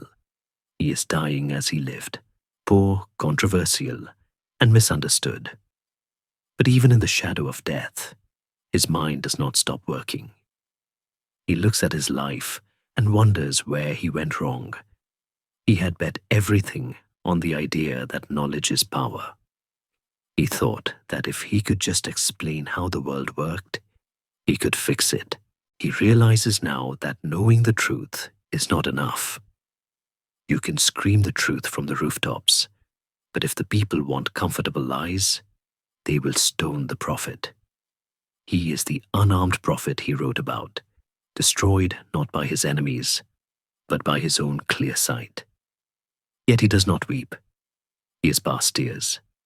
He talks to his friends who come to visit. Zanobi, his young disciple, stands by the bed, weeping. Machiavelli comforts him. He jokes about the absurdity of it all. He tells a story, perhaps a final fable, about a dream he had. It is a story that will become part of his legend, whispered by his enemies as proof of his damnation, but cherished by his admirers as proof of his courage. He says he dreamed he saw two crowds of people. The first was ragged, dirty, and miserable, but they were the saints and the blessed, heading for heaven. The second crowd was made up of noble men in toga robes: Plato, Aristotle, Tacitus, Livy, men of grave dignity and infinite wisdom. But they were damned, heading for hell. I would rather go to hell with the philosophers, Machiavelli whispers, a faint smile touching his lips, than to heaven with the boring and the simple. It is his final act of rebellion. He chooses the company of the mind over the safety of the soul. He chooses the interesting conversation over the silent bliss. Even at the door of eternity, he is still casting his vote for the ancients. He is still the secretary, preferring the difficult, complex truth to the easy, pious lie. The pain increases. The fever burns away the last of his strength. The last disappointment is not the vote in the council. It is the realization that he will not live to see his ideas vindicated. He will not see Italy united. He will not see the foreigners driven out. He leaves his work unfinished, a manuscript in a drawer, a letter unsent. He closes his eyes, and the golden light of Florence fades into the grey mist of history. The man who taught power to lie is about to learn the one truth that cannot be manipulated: the silence of the grave. The room is quiet now, save for the labored breathing of the man in the bed and the soft, rhythmic prayers of his wife, Marietta. It is June 21st, 1527. The summer solstice, the longest day of the year, is fading into twilight. Outside, the Arno continues its slow, indifferent drift towards the sea, carrying the reflections of a city that has already begun to move on. Inside, Niccolo Machiavelli is embarking on his final journey, one that requires no saddle, no diplomatic credentials, and no map. He is surrounded by the few who truly knew him. Marietta, who bore the brunt of his poverty and his infidelities with a stoic grace, holds his hand. His children stand in the shadows, watching the father who was always a mystery to them, a man who lived half in the noisy streets of Florence and half in the silent halls of ancient Rome. His friend Zanobi Buondelmonte is there, witnessing the passing of the mind that ignited his own. Machiavelli receives the last rites. A friar, perhaps not unlike the Fra Timoteo he created in his play, mumbles the Latin prayers of absolution. Ego te absolvo. Machiavelli listens. He has spent a lifetime analyzing the church as a political machine, dissecting the temporal power of the popes with a surgeon's scalpel. But in these final moments, he does not argue. He does not debate the theology. He accepts the ritual with the quiet dignity of a man who knows that some forms must be observed. He is a Florentine to the end, and in Florence, you die with the church, even if you lived arguing with it. The breath rattles in his chest. The sharp, bright eyes that saw through the masks of dukes and kings finally cloud over. He dies not with a scream, but with a sigh, a release of the tension that had held him taut for 58 years. The mind that contained the history of Rome, the strategy of war, and the map of the human heart shuts down. The candle is extinguished. He is buried the next day in the church of Santa Croce, the Franciscan basilica that serves as the Pantheon of Florence. It is a humble burial. There is no state funeral. The republic he loved does not send a delegation. The Medici he served do not send a wreath. He is laid to rest in the family tomb, a simple patch of stone in the floor. For a long time, there is no monument, no statue, just a name on a ledger of the dead. It seems that his worst fear has come true. He has vanished into obscurity, just another failed bureaucrat who wrote a few scandalous pamphlets. But history, as Machiavelli knew better than anyone, is a long game. The silence that follows his death is not an end. It is an incubation. In the years that follow, while his body turns to dust in Santa Croce, his books begin to wake up. They escape the drawer. They are copied by hand, passed from friend to friend, like secret contraband. Then, in 1532, 5 years after his death, the prince is finally printed. The reaction is an explosion. It spreads across Europe like a wildfire. To the Protestant reformers in the north, Machiavelli becomes the symbol of Italian corruption and godlessness. They call him Old Nick, a nickname for the devil himself. To the Catholic Church, reeling from the Reformation, he is a convenient scapegoat. In 1559, the Pope places all of Machiavelli's works on the Index Librorum Prohibitorum, the index of prohibited books. The Church burns his effigy. They ban his words, but banning a book is often the surest way to make it immortal. The ban only adds to the allure. In the royal courts of England, France, and Spain, kings and queens read him in secret. Emperor Charles V studies the discourses. Catherine de' Medici brings his ideas to France. Henry VIII's advisors whisper his maxims in the corridors of Hampton Court. He becomes the ghost in the room, the silent tutor to the new age of absolute monarchs. While the world shouts his name as a curse, accusing him of teaching evil, they quietly practice everything he taught. They condemn the teacher while memorizing the lesson. It is the ultimate Machiavellian irony.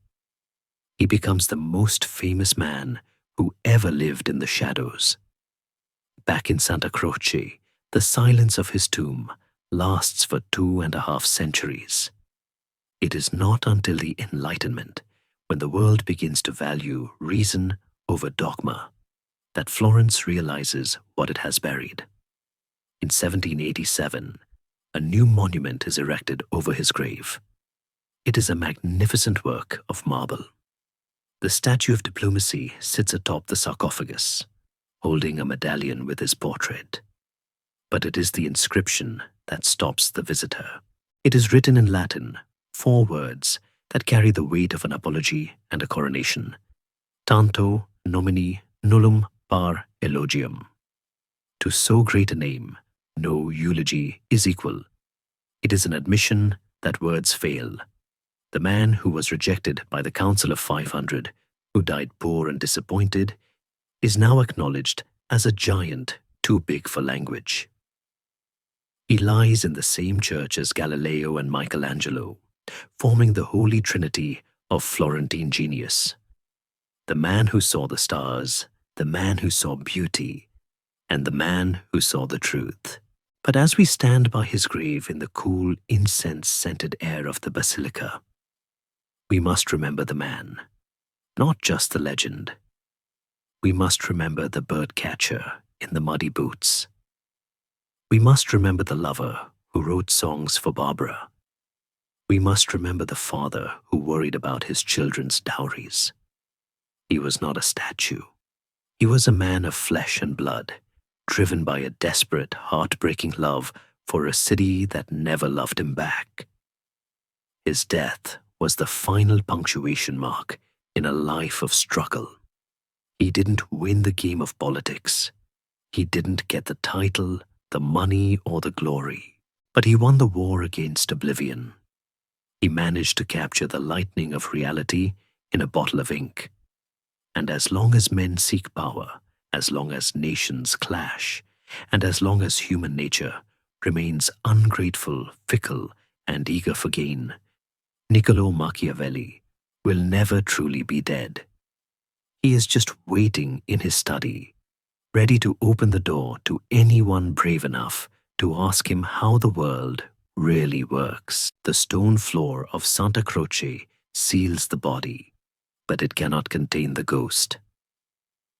As the centuries drift by, turning Florence from a city-state into a museum, the spirit of Niccolo Machiavelli refuses to rest.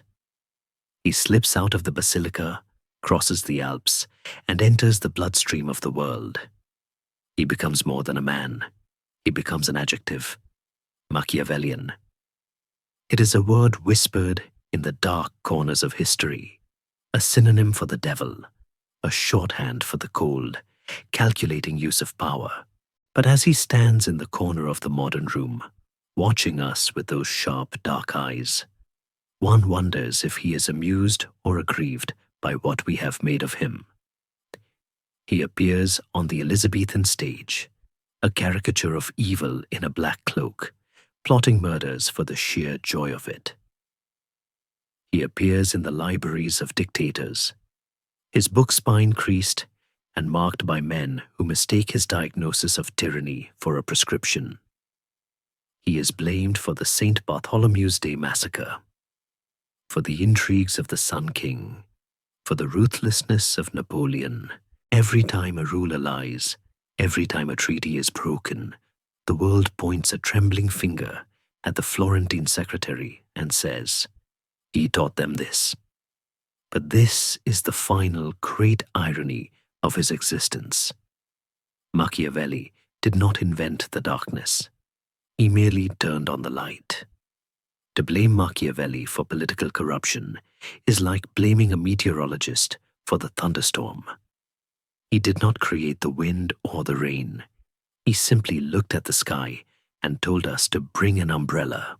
He was the first man to look at the ugly, broken machine of human society and describe exactly how the gears ground together, without pretending that they were greased by angels. Today, his ghost is busier than ever. He walks the corridors of the United Nations, observing the endless dances of diplomacy, where peace is often just a pause between wars. He sits in the boardrooms of global corporations, watching CEOs maneuver for dominance, using hostile takeovers and strategic layoffs as modern versions of the siege and the purge. He stands behind the campaign manager in the election war room, nodding approvingly as the candidate decides to attack an opponent's character rather than debate their policies. "The vulgar are taken in by appearances," he whispers, "and the world consists only of the vulgar." But his legacy is not just for the powerful, it is for you too. In the quiet struggles of your own life, the office politics, the family disputes, the negotiations for a raise, Machiavelli offers a strange kind of comfort. He tells you that you are not crazy for seeing the traps.